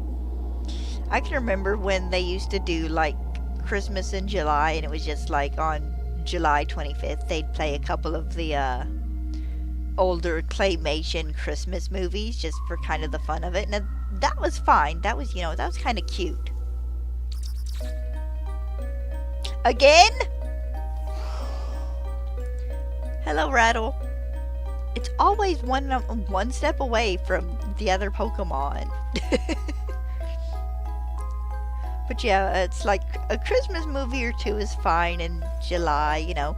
Every great once in a while, I'll come across like the Santa Claus playing in September or something, and okay, that's fine.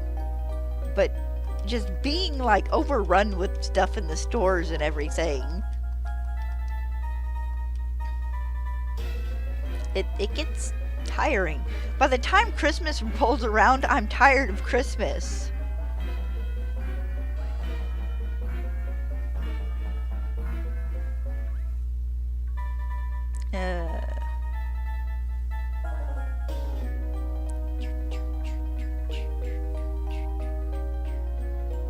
See, the Punkaboo down there vanished. See if I can dodge the Electrike. Oh, here we go. Punkaboo up here. Nice.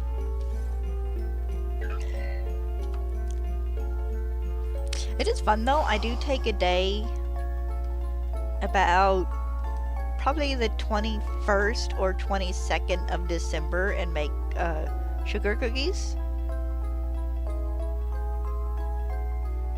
Yeah. Of course, last year I only think I made like 2 dozen. Hi, Joltik baby. You guys, you really gotta stop doing this. It is literally every time I get one of these encounters, I am one step away from the Punkaboo.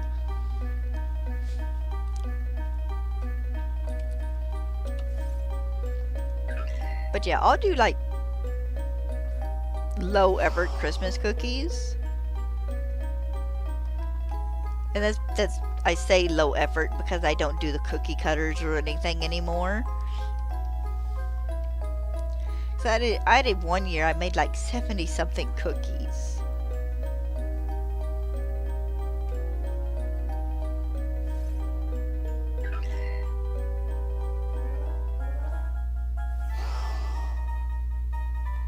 I want Legos. I wish Legos were cheaper. I would have so many Legos if I could afford them. Yeah, it's getting to be that time of year. They're gonna start pushing stuff to sell for Christmas.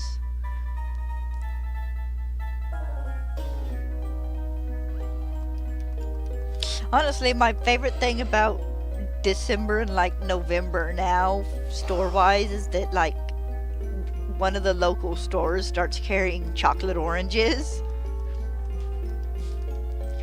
And Christmas is the only season they get them.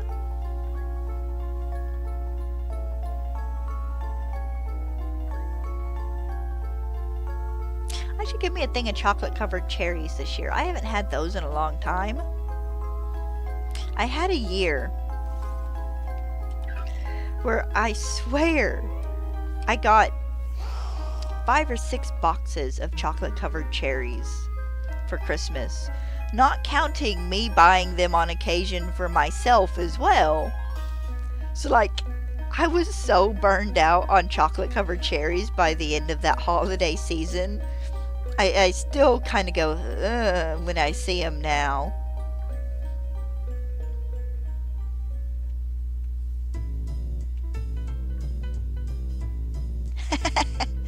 I have a sister who was born on Christmas Eve.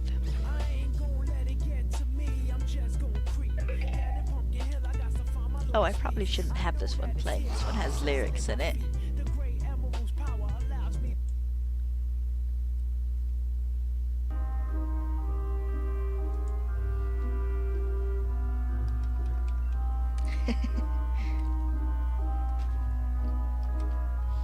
Because I had to laugh. 2 years ago on Boxing Day, we took our cat in to get fixed. So I was like, "Merry Christmas, bub. You're losing your parts."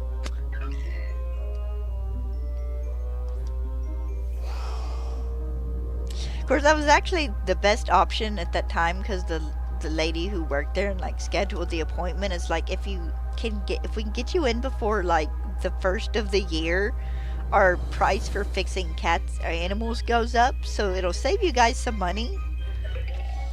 So I was like, okay, Boxing Day, the cat gets fixed.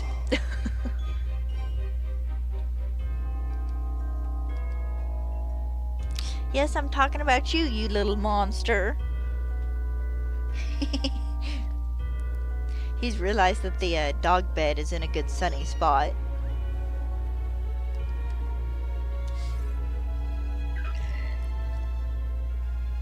I do like some of the Christmas candy and stuff, though. Then Valentine's, I like they have these Reese's they put out. They're like Sweetheart Reese's or something.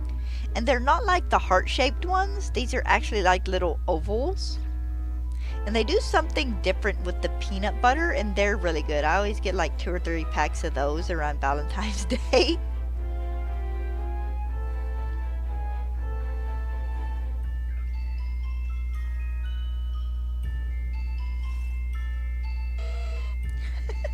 Well, go get him. He's a baby. He doesn't know not to run outside when it's dark.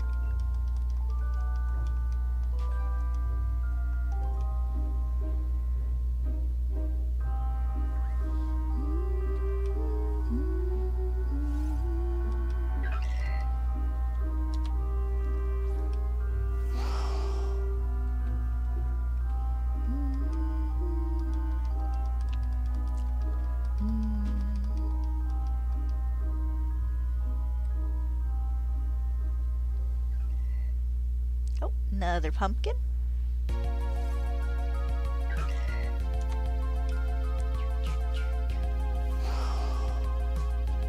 Nice.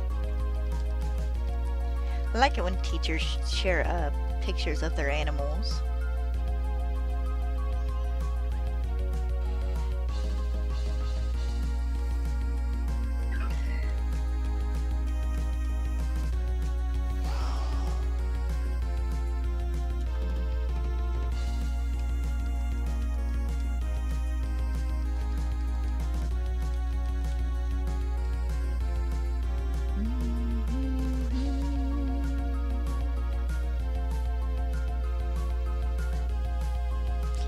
Hey, 2 more, nice.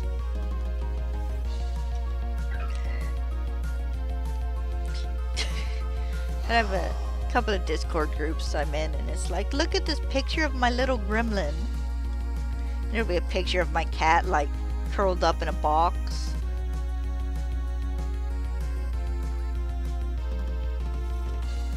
Or that one day he was just sprawled out on his back in a beam of sunlight.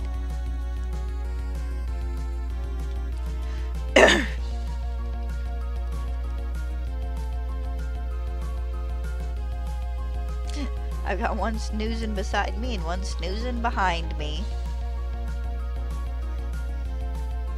Guys, if I could sleep as much as you do, I'd be properly rested. I guess she got cold. She moved back up the bed.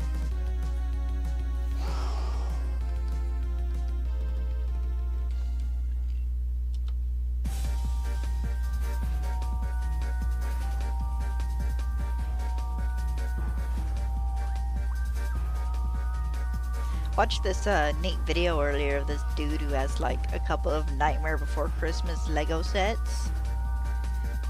He took them apart a little bit and put in like these flat LED lights to light them up. They looked really cool.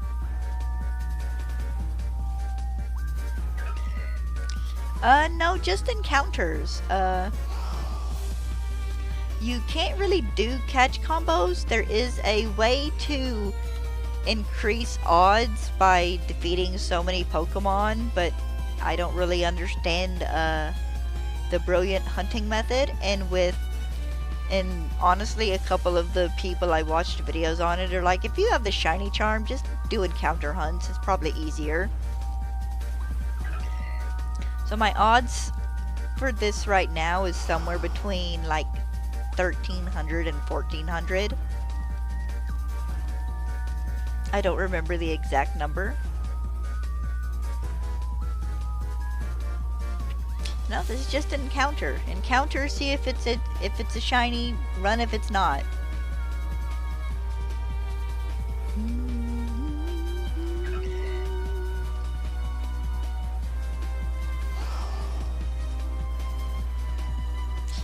This is one of the games where they discovered the shiny hunting method like 2 years after it came out. Kind of like with Let's Go Pikachu and Eevee.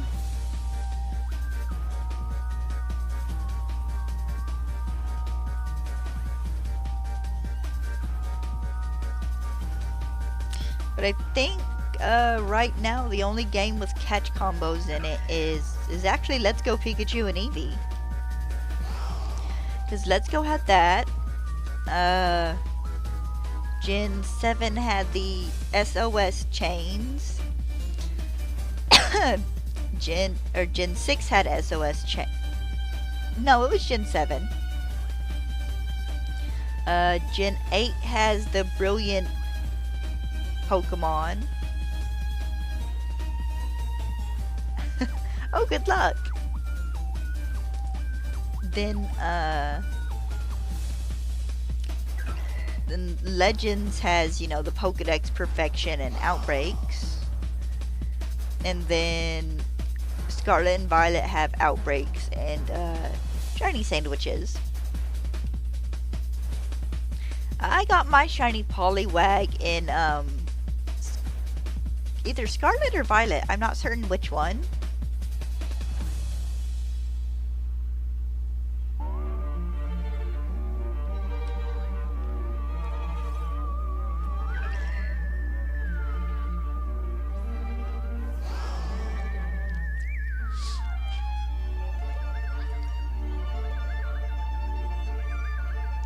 I do not have Sword and have Farfetch'd, but I did get it in a trade, so I do have Farfetch'd. It's in my Pokemon home right now though, so if you're like looking to trade for one, I can't help you until I catch this shiny.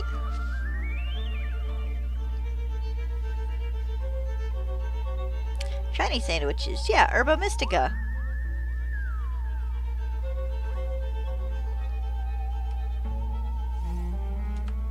They're ingredients that help boost your sandwiches by, what is it, another 3? Like another 3 shiny rolls, I think? Or it might just be 1 or 2, I can't quite remember off the top of my head. But they can make it stupid easy to find a shiny sometimes. Keyword there being sometimes, depending on what you're hunting and like its spawn rate and stuff. Because I've had stuff with low spawn rates that I've gotten in like 5 minutes with a shiny sandwich, and stuff that's had a high spawn rate that's taken me like 4 hours to get with shiny sandwiches. So, you know, it is still all just kind of luck of the draw.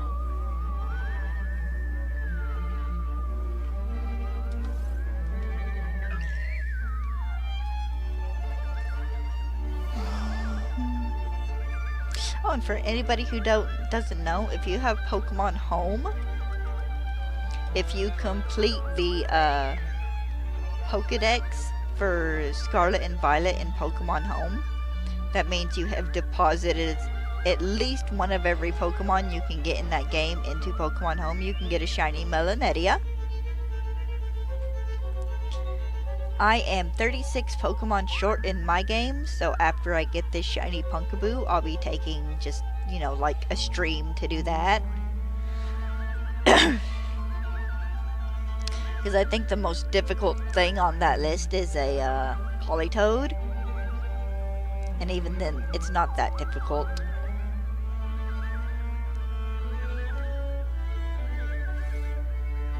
Ah, well that would explain it.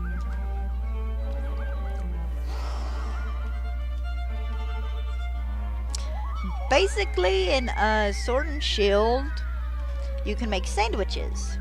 And sandwiches will give you effects. Sometimes Pokemon will drop more items when defeated. Sometimes a certain Pokemon type will get more experience. Some sandwiches make a certain type of Pokemon spawn more. And if you do a sandwich that makes a certain type of Pokemon spawn more, it generally, even if it's not a shiny sandwich, makes it easier to find because you're spawning in more of that Pokemon. A shiny sandwich is a sandwich that increases shiny odds a little bit. I can't remember if it's by an extra roll for a shiny or if it's an extra 2 or 3 rolls. But each sandwich lasts half an hour. And of course, if you like save and close out your game, you lose the sandwich.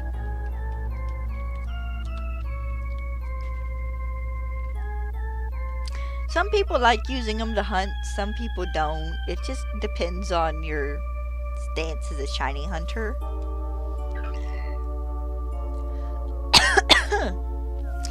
No. Luciano, I do not have sword. I have a Farfetch'd, yes.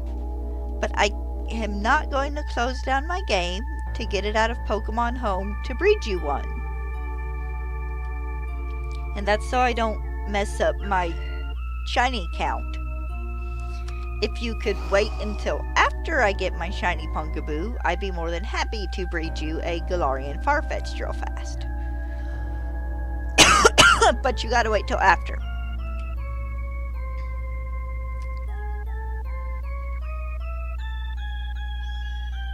Now if I was doing the thing where I continue hunting this, outside of stream, I probably wouldn't mind as much, but I'm not.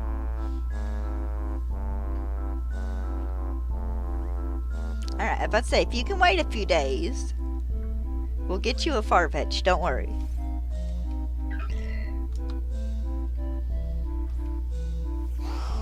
But I gotta get this shiny pumpkin first.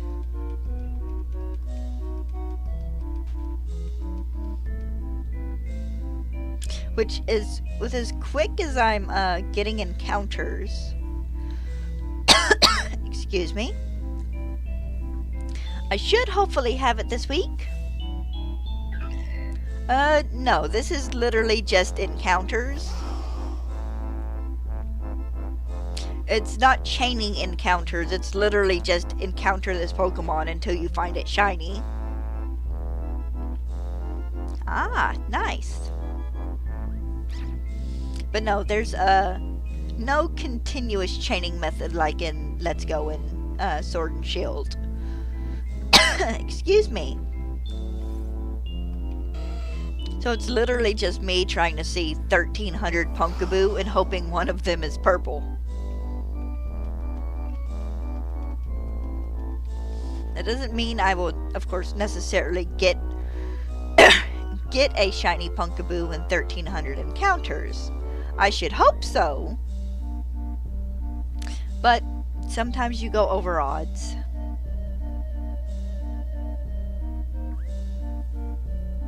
Yep, just shiny charm odds, which still isn't too bad, not really.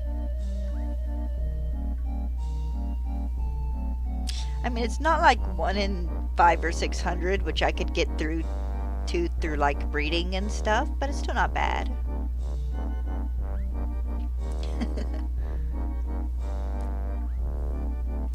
Yeah, it can be a bit of a pain in the butt to get a Galarian Farfetch'd.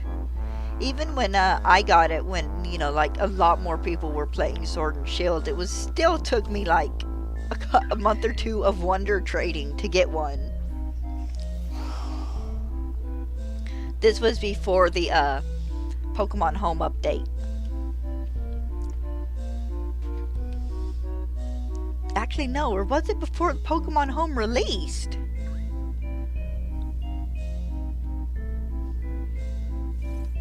It was one of the two. I don't actually remember if Pokemon Home released before or after Sword and Shield came out.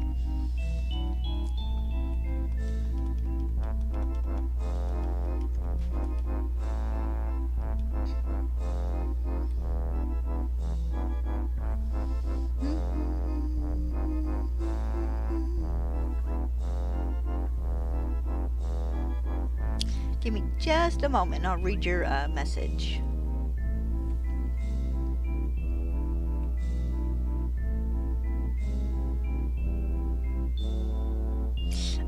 Every time you... Okay, so shiny odds in Let's Go. You chain 31, then after you catch a new Pokemon, that Pokemon has a 1 in 300 odd chance of being shiny.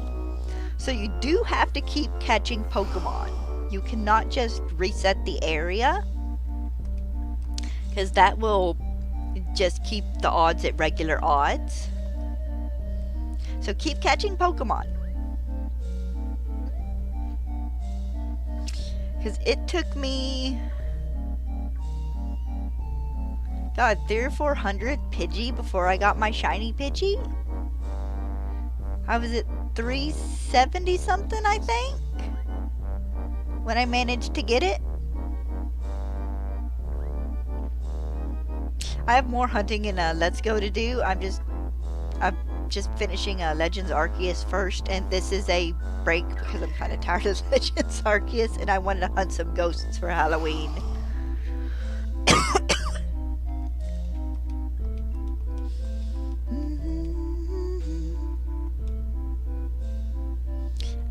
Yeah, that does kind of suck. Do you have the shiny charm? Have you beaten the game?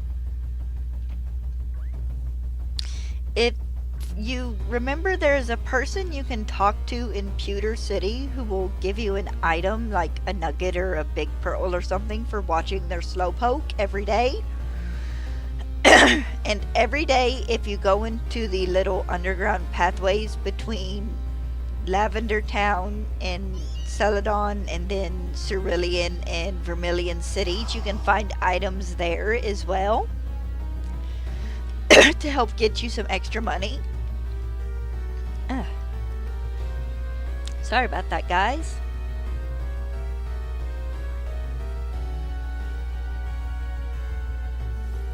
Well, it's Halloweenish Nintendo music. Oh, they're back.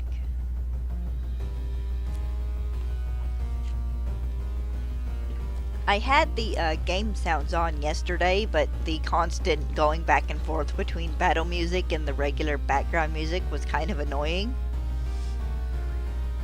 Whoops.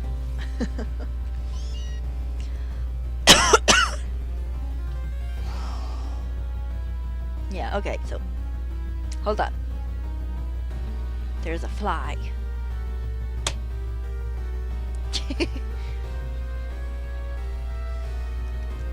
So yeah. So your odds after getting to your chain of 31 are 1 in 300 and something. So just keep catching Pokemon. And if you need to, like, exit your area to go do battles or hunt some items to sell or something, you can. That so long as you don't catch any other Pokemon or anything, it doesn't break your chain.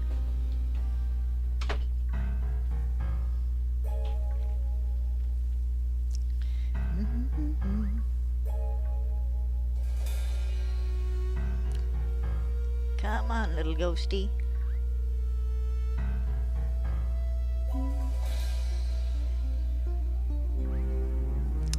Little pumpkins. No little pumpkins? Oh, here we go. Little pumpkin right there.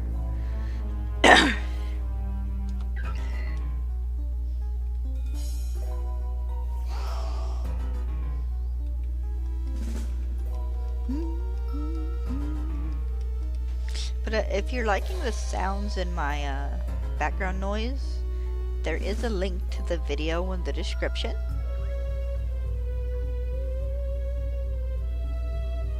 Oh, another pumpkin.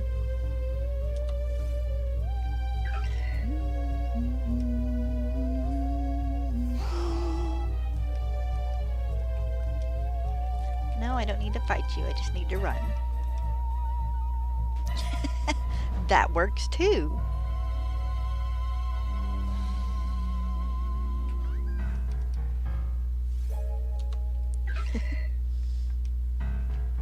There is nothing wrong with that.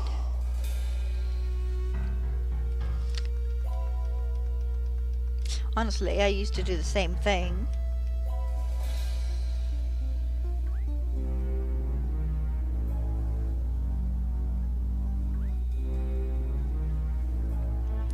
are you working on a shiny living dex or just catching shiny Pokemon for fun?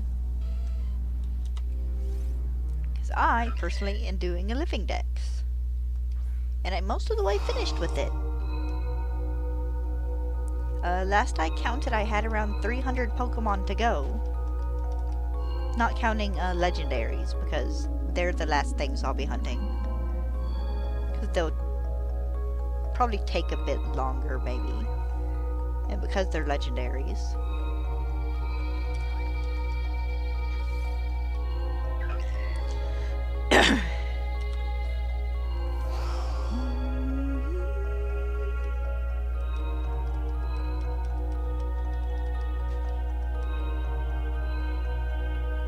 Nice!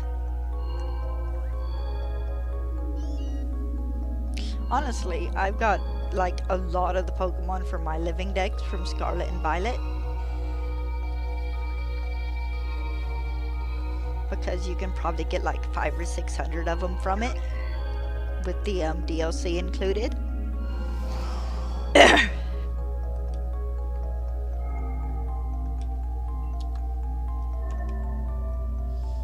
I've been doing pretty good. I've almost finished all my shiny hunting in Legends Arceus. I have 4 Pokemon to go in that one, and then 1 shiny alpha I want to get just because I really like shiny Ursaluna.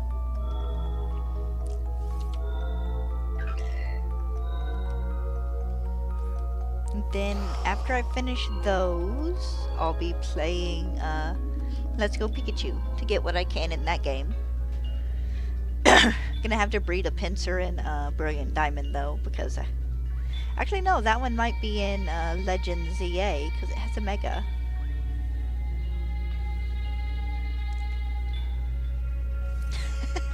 You should play it. It is actually not too difficult to get the 400 you need for the Pokedex for the shiny charm. And if you happen to have like, well, you wouldn't have the Gen 9 Pokemon, but when I started Violet, I had everything because I started off with the other game first. So within like 3 hours of starting the game, I had the shiny charm because I transferred everything in from Pokemon Home.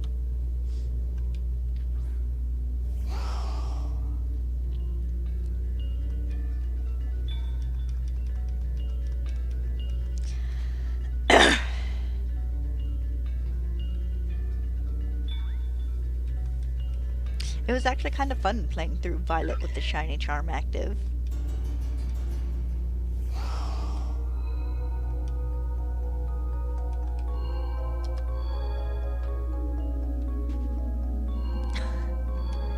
How do you know if you're gonna like a new generation if you won't play the newer games?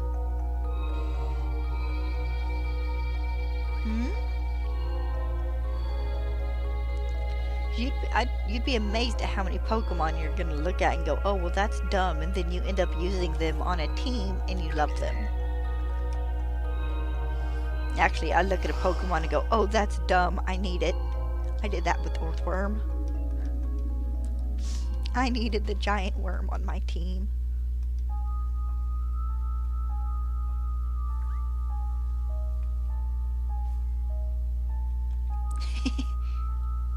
It was. I mean, my first shiny in Pokemon Scarlet without the shiny charm was a shiny Noibat. And I found it about halfway through my game.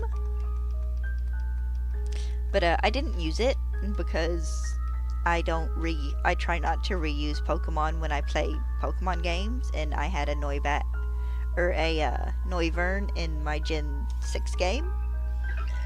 And plus I had a shiny Noivern someone had traded me for helping them complete a Pokedex. So the Noibat stayed a shiny Noibat.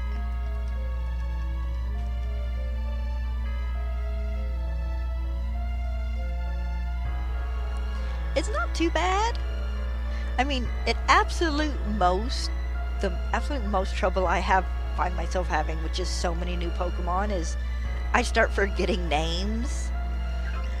But generally you can give someone a vague description and they know what you're talking about. And it's worth it. It's so much fun.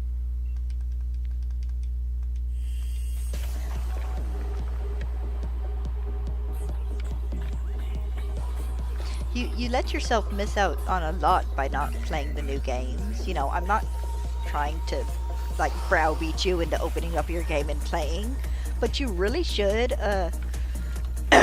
Scarlet and Violet can be a little janky gameplay-wise. They're kind of poorly optimized, but the story in Scarlet and Violet is really, really good.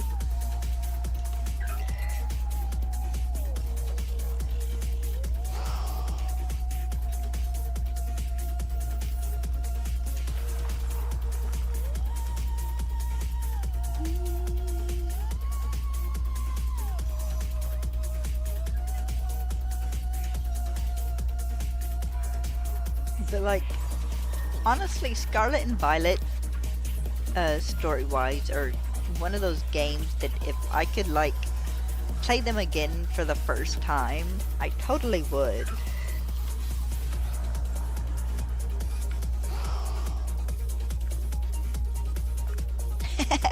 That's understandable. I have a friend who does that.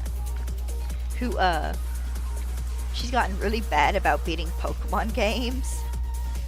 So, with, like, so she got Shining Pearl and never beat it, and then got Legends Arceus and got to the end of the first area and, like, stopped playing. And then she got Violet, and she's just now getting to the end game stuff in Violet, and it's like, why does it take you so long to complete a Pokemon game? Like, honey, if you just want company, I will sit here and play Pokemon games with you.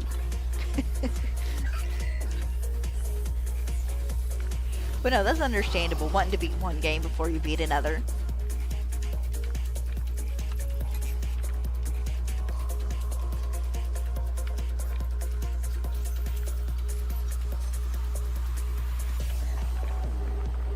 But no, seriously, once you're finished with Let's Go and with Legend Arceus and stuff, you really should play it. I do think you'll enjoy it.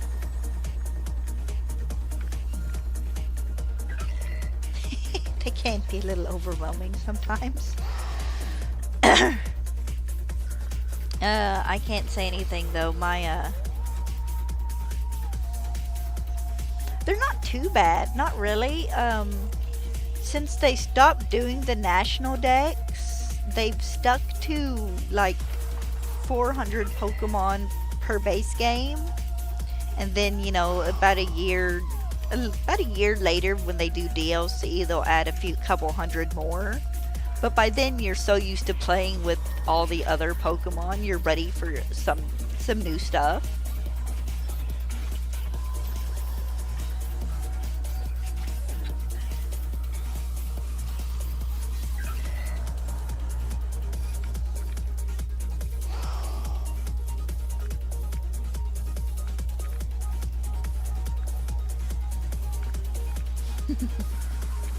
Cozy baby.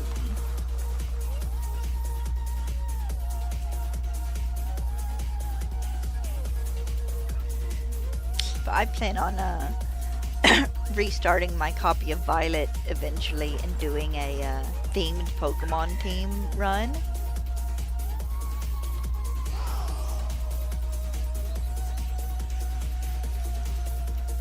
I'm gonna do a team of Pokemon that are based off like farm animals and stuff.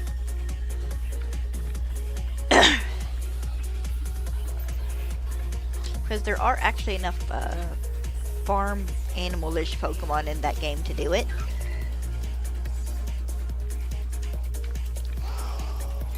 And then I'm actually thinking about maybe doing a kind of Halloween themed playthrough of Shield eventually. But that would be after I finish shiny hunting in this one.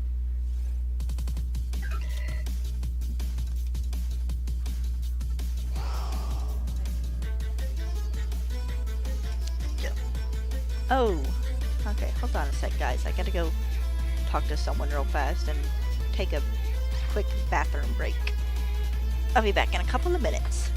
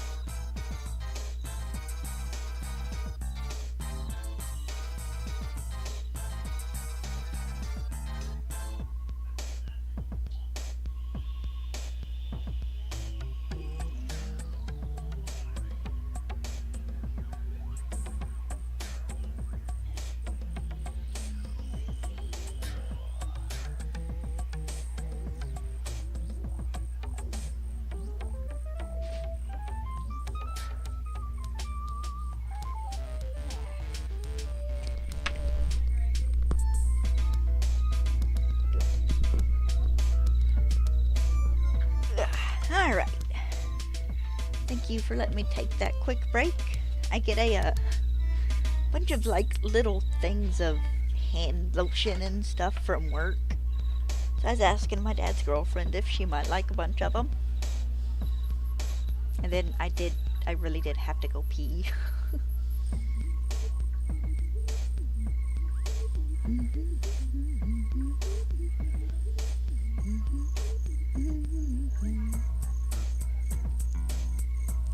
Hi, Pin Pin.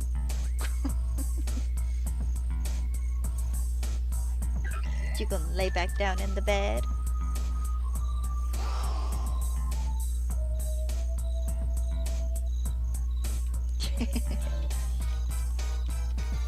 Possibly. But I mean, I expect that when I get to shiny hunting Scarlet and Violet, that it's probably gonna... Excuse me! I said Scarlet and Violet. I meant Sword and Shield. It's probably gonna take me quite a bit of time to shiny hunt these. Because it'll be a mixture of encounters and, like, breeding. Well, come here and let me scratch your head!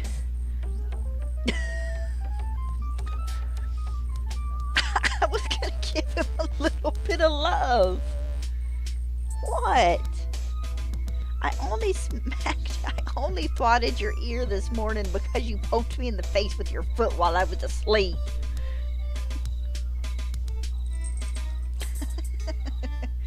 My little troublemaker.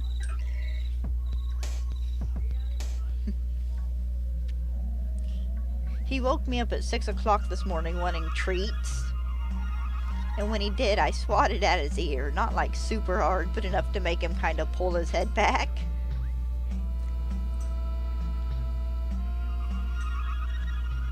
But no, I don't expect to have my living dex finished probably maybe the end of next year.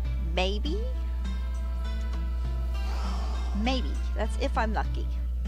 Because I imagine it's going to take me a pretty good bit of time to shiny hunt a bunch of legendaries. Especially considering I'm going to have to replay games.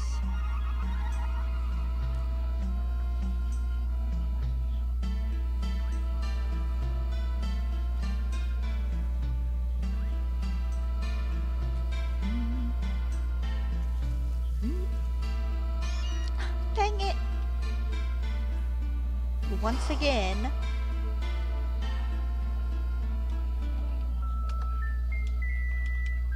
Oop.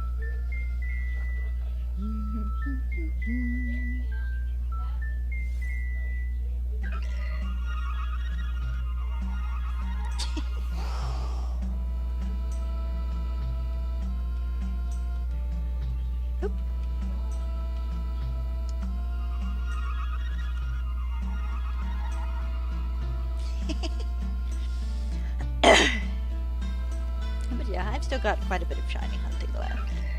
Which is fine, I look forward to it.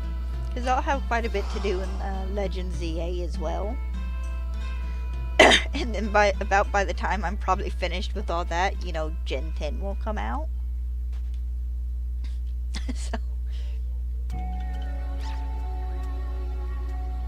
So it is a consistent thing that must be kept up.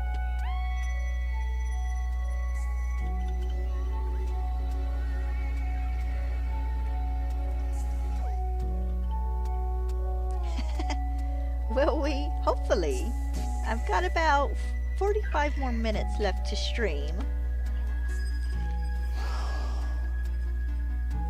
I've been trying to take it easy on my voice because allergies and stuff kind of kill my throat. Otherwise, I'd consider doing this a little bit longer. I need to take up streaming in the evenings again a couple nights a week. But I've been bad about it. Need to poke my friend and see if she cares if I keep playing Kingdom Hearts or not. I started playing because she wanted to watch me, but I'd kind of like to continue. But she's busy with college and work.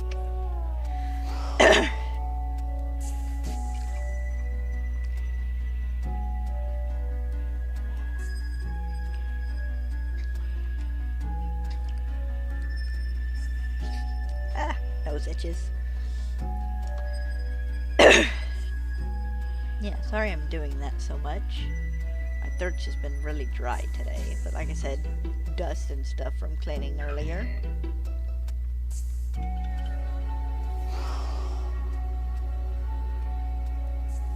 Hopefully.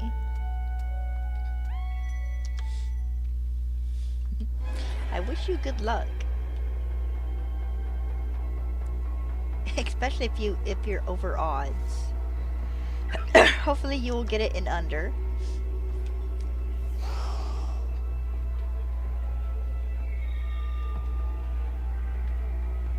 Ooh.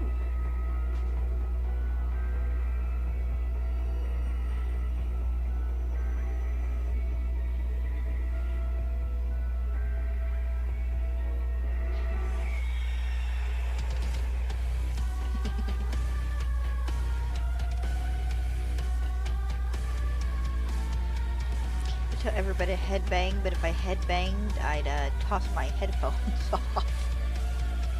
And one side is already not working. I don't need to break the other. I'm not gonna lie. For half a second, I read that as I'm 107.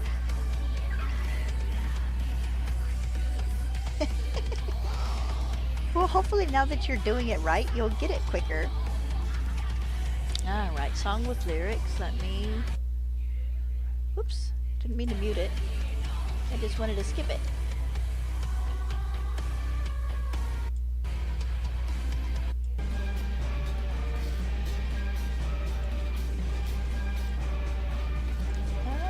There we go, there's chat.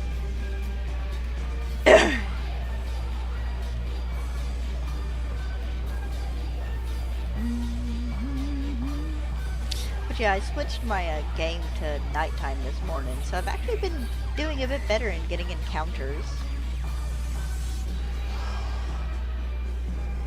I'm hoping that maybe, if not today, maybe tomorrow or Friday. Well, thank you for asking. Instead of just sitting there doing it wrong for 4 more hours. I mean, you would get it eventually that way, but it'd be a while.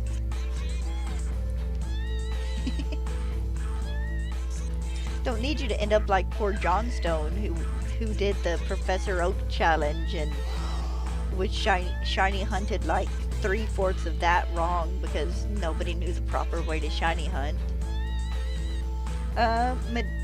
Masuda method is 1 in 660 with shiny charm and 4 in ditto. So it's actually pretty good. It is the same in Pokemon Violet and in Brilliant Diamond Shining Pearl once you have shiny charm, because for whatever reason that's the only thing the shiny charm works on. You know, outside it doesn't work on chaining even, which makes sense, but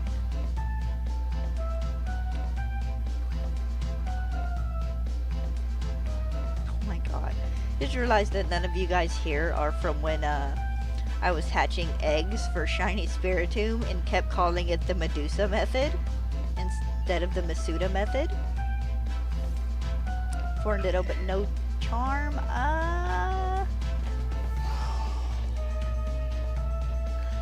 I want to say that makes it like 1 in 1,000 something. I'd have to look. You should be able to type it, look it up in Google or something, and Cerebi might have a chart for it. I know he generally has a page that gives you shiny odds in games, but I don't actually remember if he has it for eggs.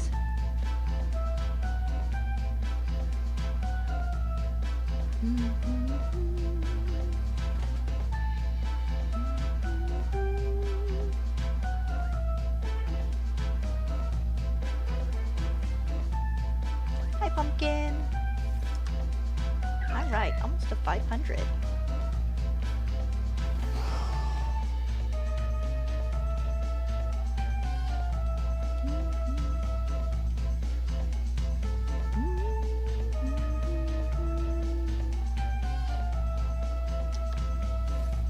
Gotta stop counting these things before they actually show up on screen.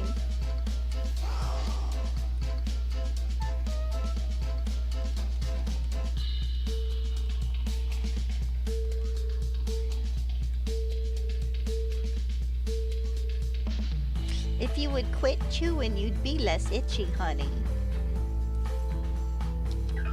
Hopefully going to the groomers Friday will help fix that.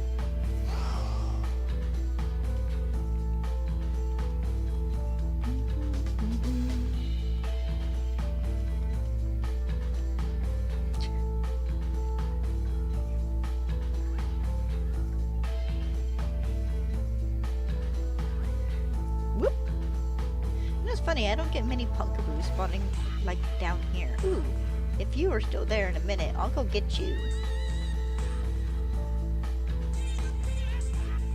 Probably won't be, though.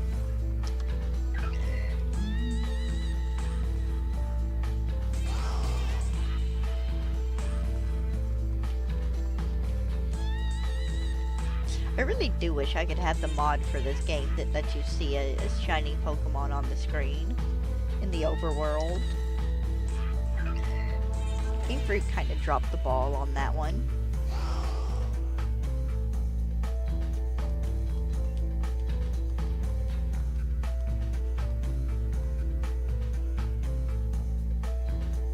Is that Punkaboo still there?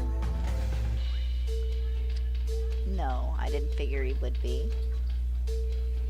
Uh-oh. Uh-oh, you moved! Are you gonna win out here in a moment? Maybe.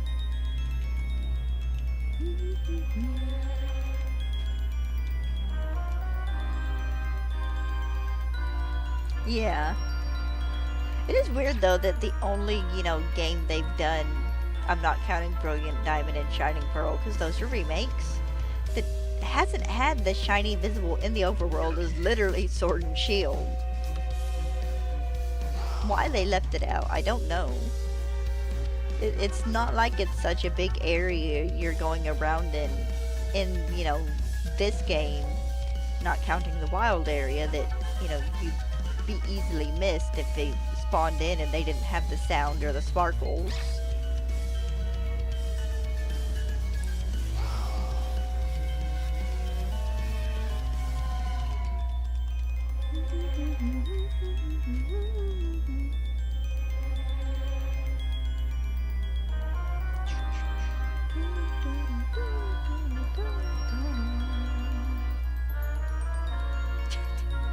I'm gonna run into like 6 things before I get this next Punkaboo.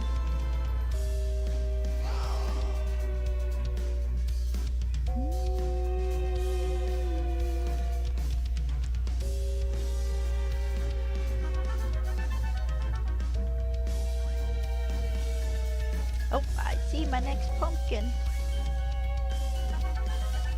Hi, pumpkin.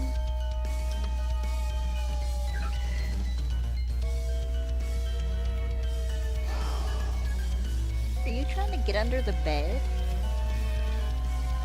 You're not gonna go see Debbie?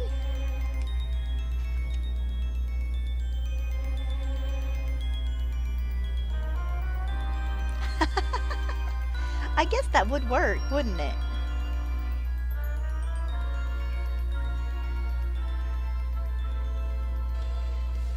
I'd be worried I'd run into something else though. I mean, I know you can vaguely see in the cave even without flash.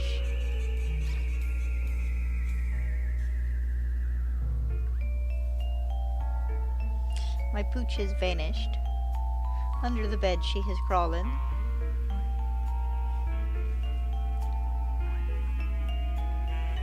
Did you get hot, honey? That's usually the only reason you crawl under the bed.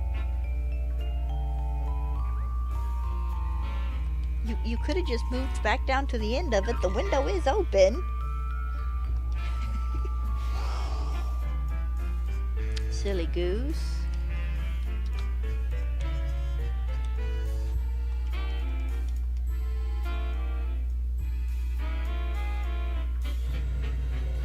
I think my favorite "Hey, there's a shiny alert" is definitely Legends Arceus. And it's not even because it's visual, but actually more because it's audio as well, because they give you the shiny sparkle but plus the noise. But 9 times out of 10 I hear the noise before I see the sparkle, and I like it for like people who have visual troubles. It's like someone who's colorblind can look for the sparkles instead of having to try and differentiate the shiny Pokemon.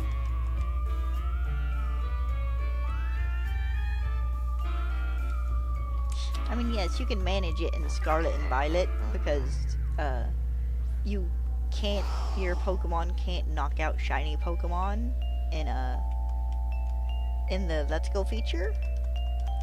But that's still a pain in the butt. I wouldn't want to have to go around and, okay, I do it anyways. Go around and knock out Pokemon that have similar looking shinies, but it can get tedious. You only got the free Ponyta. There's nothing wrong with that. It takes a bit of time sometime to find your first shiny. My first shiny other than the Ponyta when I played Legends Arceus for the first time was a shiny Starly in like the 3rd area. And then when I restarted it for my 2nd playthrough, it was a Shinx in the 1st area, like quite literally as I was on my way to get the free shiny Ponyta.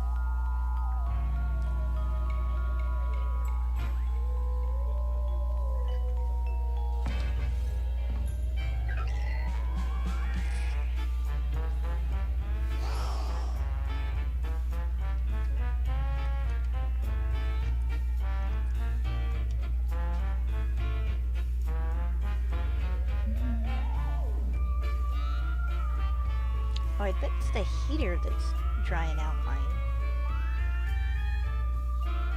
Yeah, that might be it actually.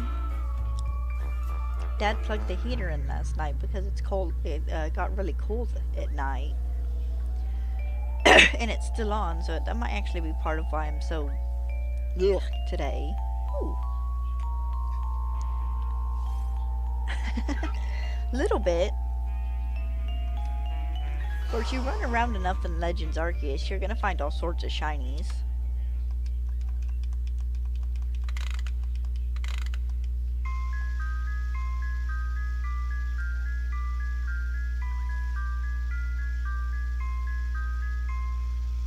I did a bunch of hunting while waiting for distortions to spawn. I did okay.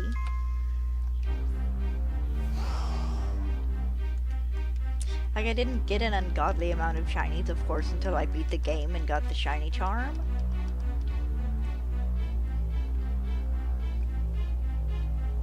But I did pretty good, especially hunting for Pokemon I needed for my living dex.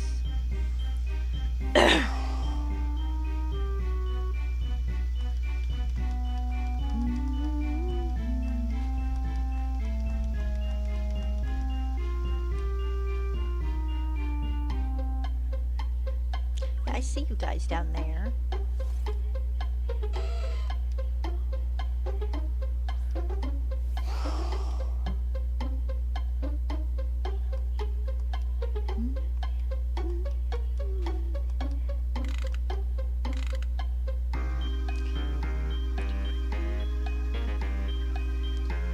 Let's see here.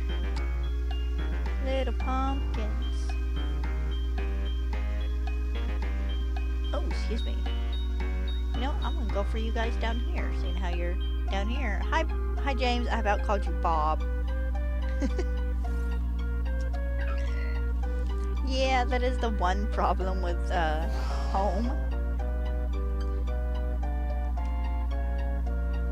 Actually, I think it was James who was going to evolve a shiny, like, Graveler in Legends and was gonna trade it back, and it's like, no.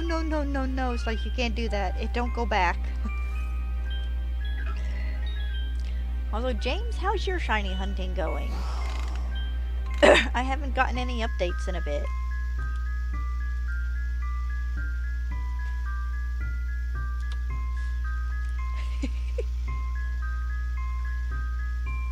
But I like poked him in a post I made after I found the shiny Pidgey outside of stream. It's like, also, dude, do not do this thing. It won't work that way.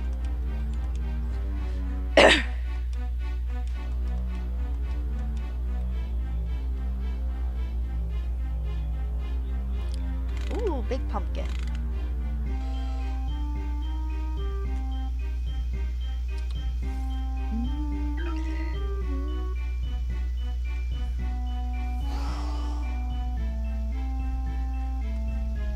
Oof.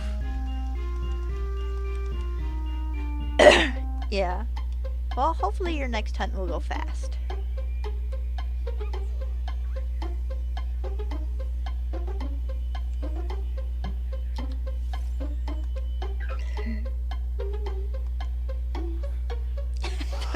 worry about it. I knew what you meant.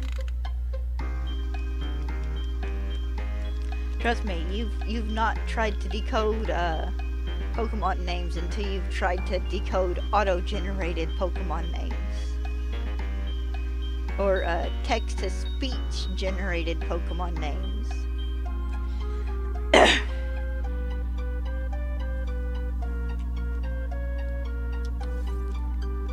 Little ghosts. I still think these things would make a very cute, like, candle holder. For, like, tea lights.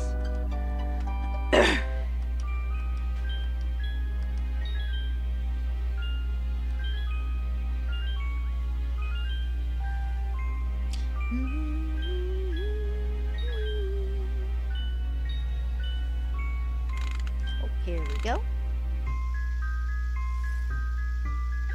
Probably. I know you can find Chimecho wind chimes on there.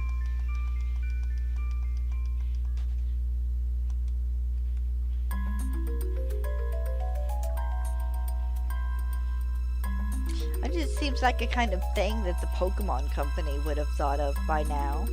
You know, whoever designs the stuff for the website.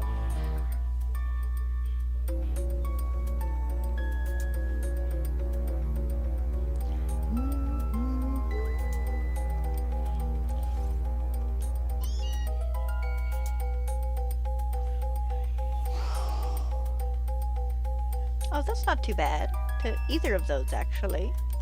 100 Pokemon isn't really a horrible amount. You could do 100 Pokemon in a couple of days.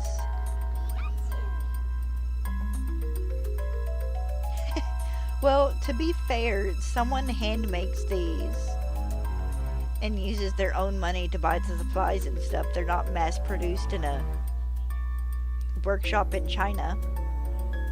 That sounds horrible. I shouldn't say that. But it's also kind of true. So you're paying in part for the cost of the materials and the labor they put into it. That's why it's $58.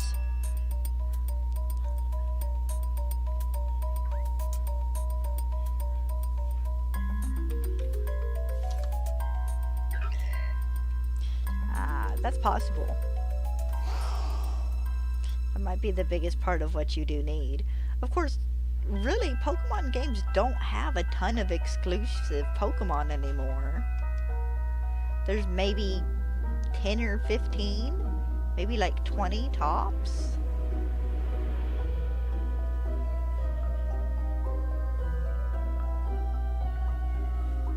But yeah, it could still be kind of annoying to get them.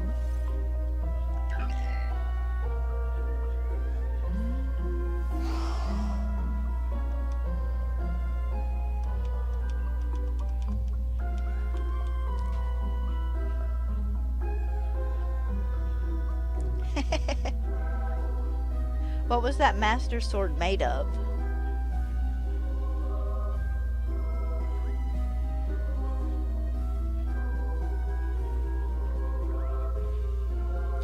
But also, it just depends on the craft, because, like, if I made someone a blanket, because I crochet, and I made you a blanket for, like, a queen-size bed, it would cost a couple $100.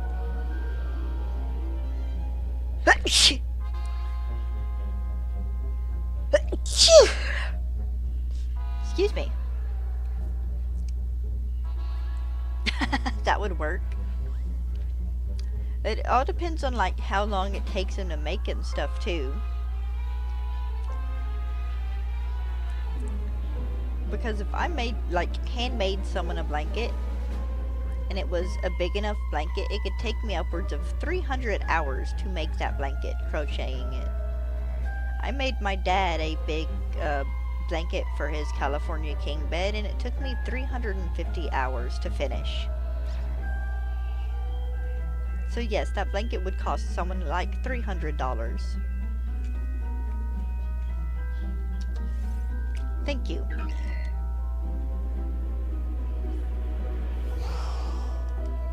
But yeah, sometimes it just depends on how much, like, the cost of materials and how long it takes them to make the sword. And because if they've like have a good enough workshop and they can streamline more or less making like master sword replicas, then it would be a little bit cheaper probably. Now, if you had a master sword replica made like handmade piece by piece by piece by piece from like a master blacksmith, that thing would cost you like $1,000.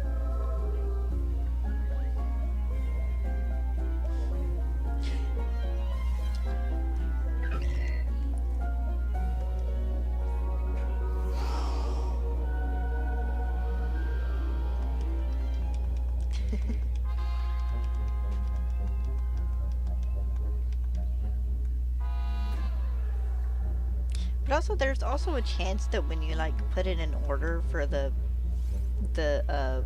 Punkaboo tea light holder, it might be handmade after you order it.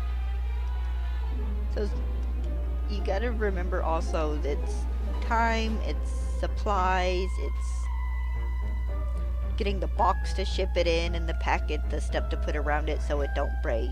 And you'd be surprised at how little people will actually make after like Etsy and stuff takes their taxes out and whatnot.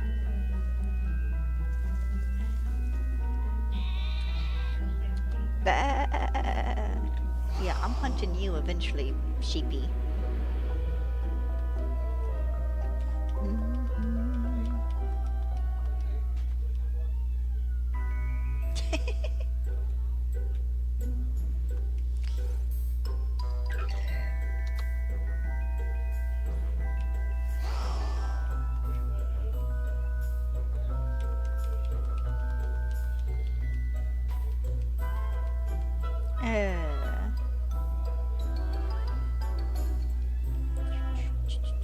Oh.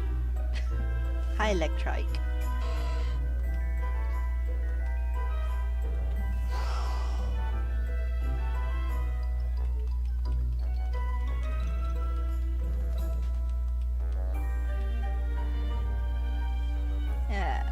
Oh, here we go. Here's another one.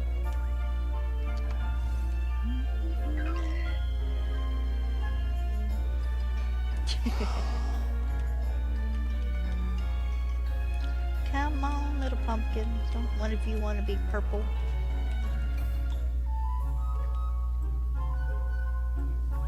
I'm not quite halfway there, but I'm getting close.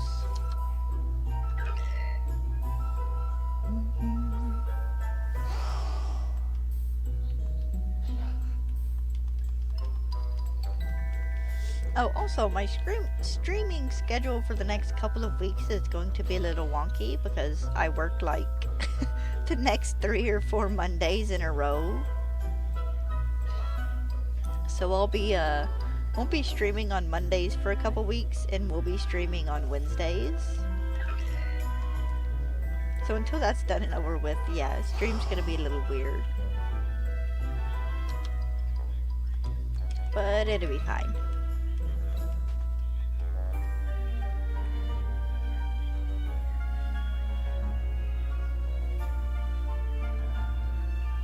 Punkaboo. All these ghosts, and I still ain't got no boo.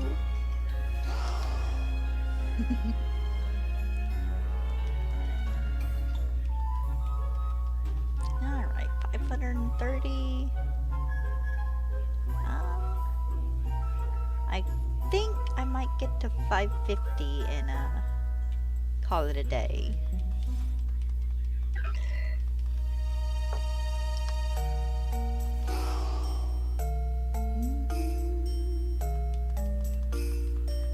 I think that would put me at about 300 encounters today. Technically, I think 300 would be 560, but yeah.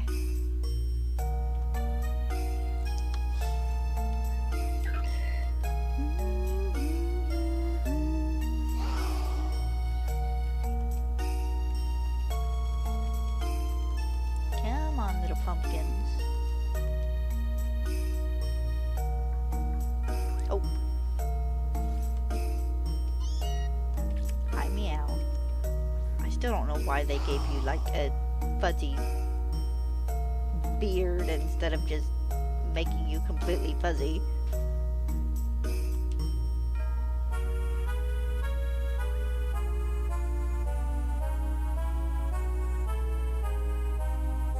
Alright, let's see how many Pokemon I can not run into. Whoop, there we go.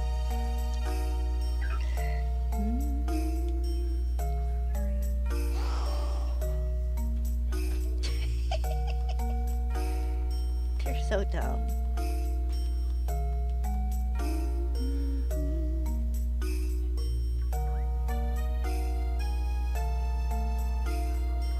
Oh. I tried to dodge around him and failed.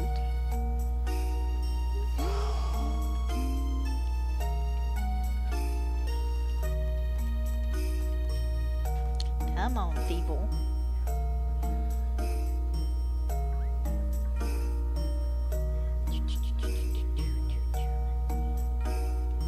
Oh, there we go.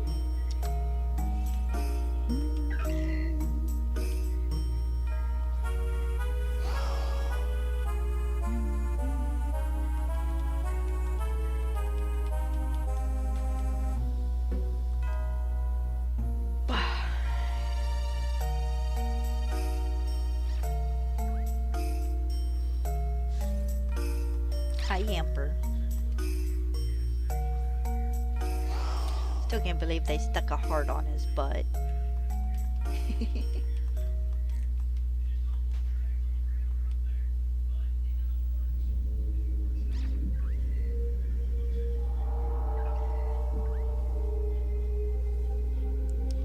Pumpkins! I see 2 pumpkins. Can we get 3 pumpkins? Nope. Oh, yeah, shiny, Poliwag. Yeah, I wish they'd kind of gone green with it with Poliwhirl like they did with Poliwrath.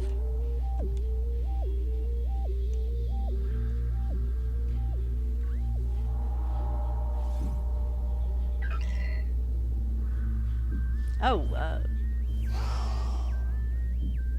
Yamper? Oh, yeah. I thought you were Jesse. I'm sorry. Yeah, his Boltons isn't too bad, but I do wish they'd changed up the colors more.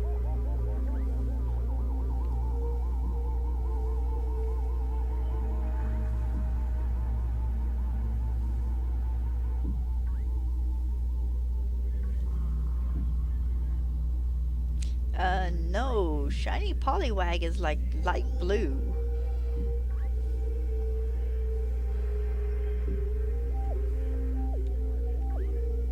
No, he don't turn green. Shiny Poliwrath is green.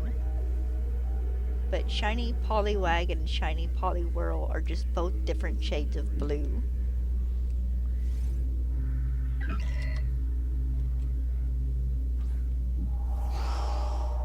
Honestly, I feel like with the Yamper and Boltund, if they just kind of gone with classic corgi slash, like, hunting dog colors, they could have looked really good.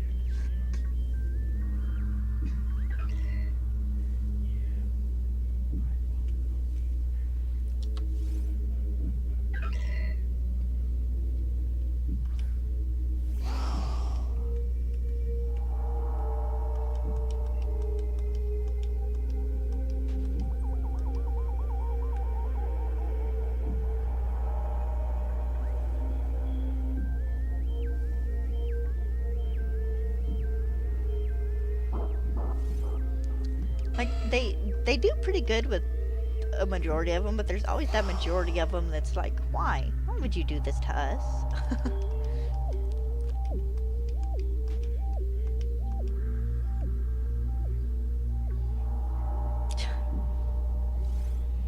Why so many electric?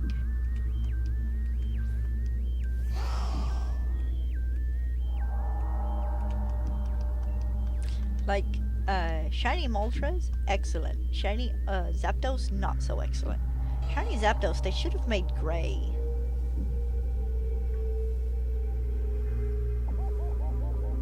Like a nice dark storm cloud gray, I think would have looked good.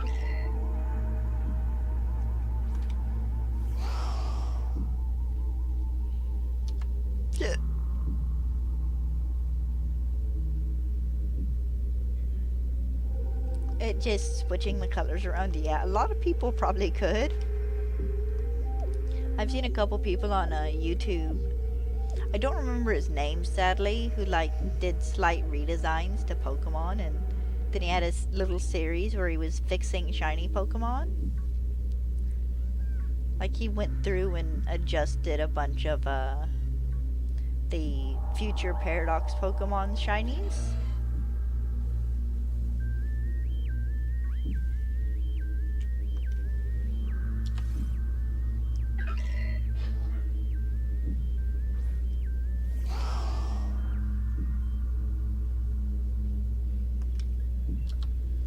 Because it's kind of like the Charcadet thing, you know, where half the fandom's like, why didn't you make him purple and base his shiny off of Ceruleage's colors? Then Tandemaus, literally the only thing they would have needed to do to give it a better shiny would have been to make the color darker. Or make it like more vibrant. They could have left most of Ooh, white Articuno would have been nice.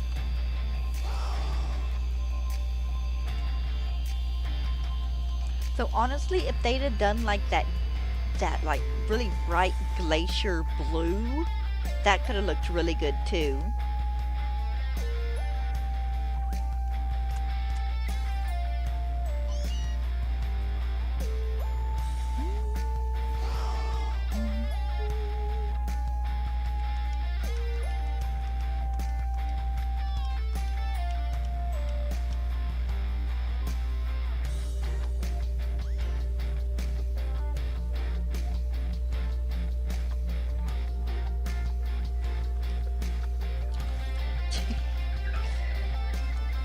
Like, actually, I made this comment yesterday, but I'm curious to know where the pink color for Pumpkaboo came from, and like why they did Pumpkaboo pink and made it shiny purple when there's like 4 different colors of pumpkins they could have drawn inspiration from. They're both good, perfectly fine colors. I'm just curious as to why they leaned away from the pumpkin colors for it.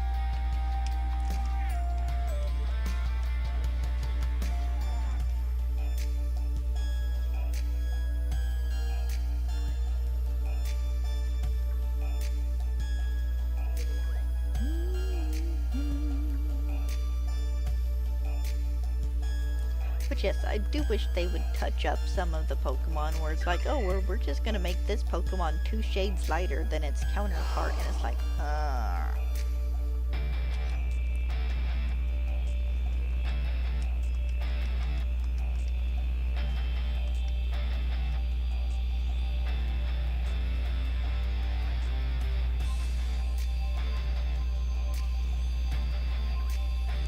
Alright, 4 more.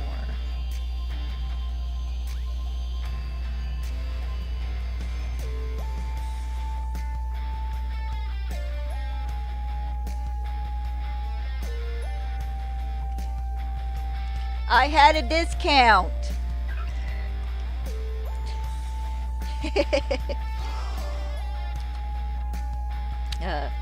We ordered my dad some hearing aid batteries, and I had a little bit of extra money in my Amazon, so he paid about half price for them.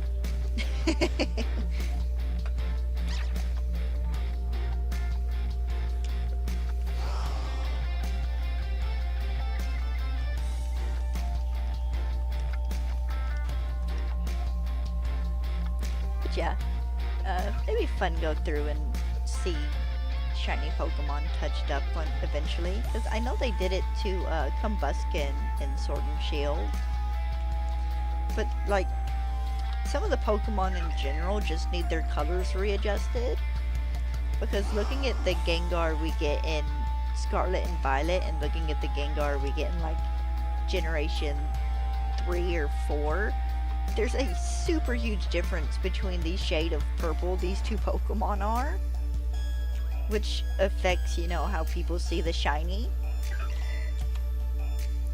Because regular Gengar is actually a lot darker purple than it was currently meant to be. It was actually meant to be, I think, a bit more dark lavender maybe in Gen 3.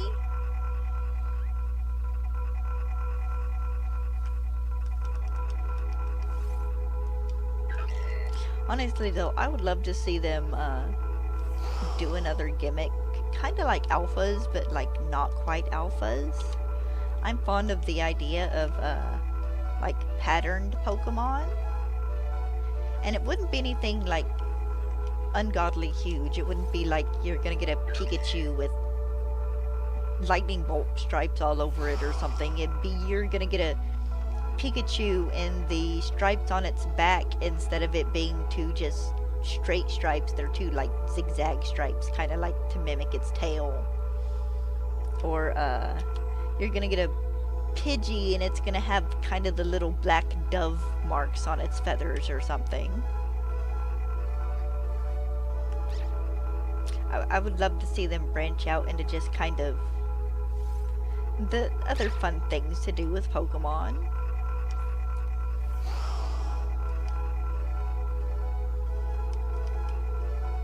Because I remember how like crazy people went for shiny alphas. Because it was just something new, and it's like, please keep giving us something new in the games.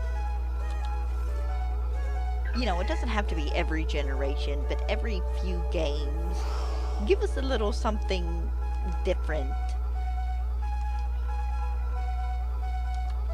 Apparently I'm going to 560.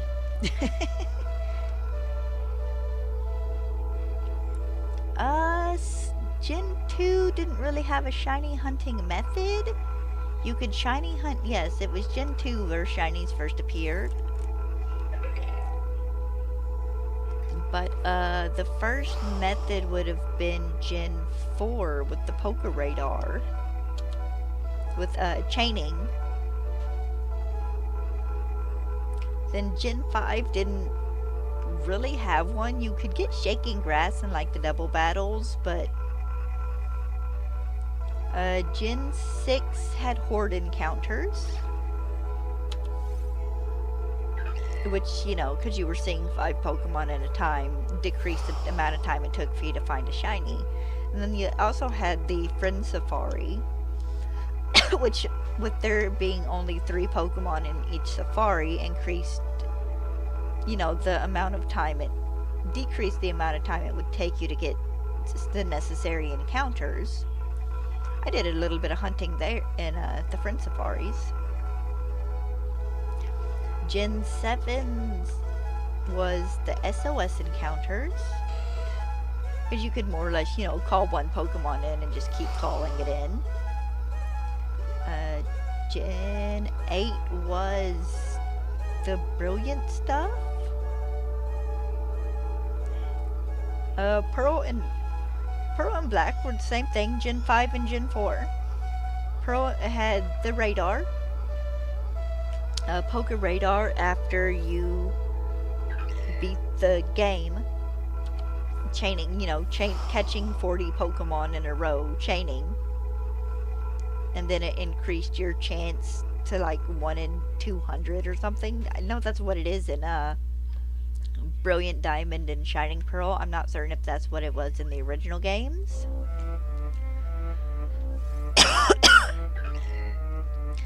Black and White didn't have a surefire shiny method, really, other than just encountering. You could do the Shaking Grass, and that kind of counted because there were only so many Pokemon that would appear in Shaking Grass and Black and White and Black 2 and White 2. And then they had double wild encounters, so that probably helped a bit too. But But no set method for those games either, really.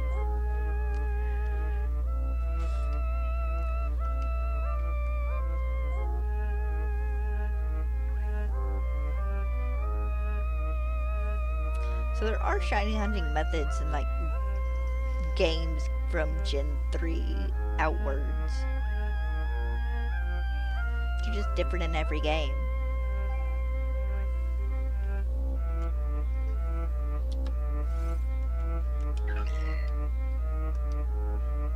Alright, that's 560. I've been streaming more or less 3 hours. How long have I been streaming? 3 hours and 3 minutes. Alright, guys. Yeah, go for it. Alright, I'm gonna stop here for today. I will be back tomorrow, same time, same place, same channel. And we'll continue on and see if maybe I can get a shiny within hopefully about 860 encounters. Hoping to get another 300 tomorrow. So I hope you guys have a good, the rest of your guys' day goes well. Good luck in your hunting. I'll see you guys tomorrow. Bye-bye.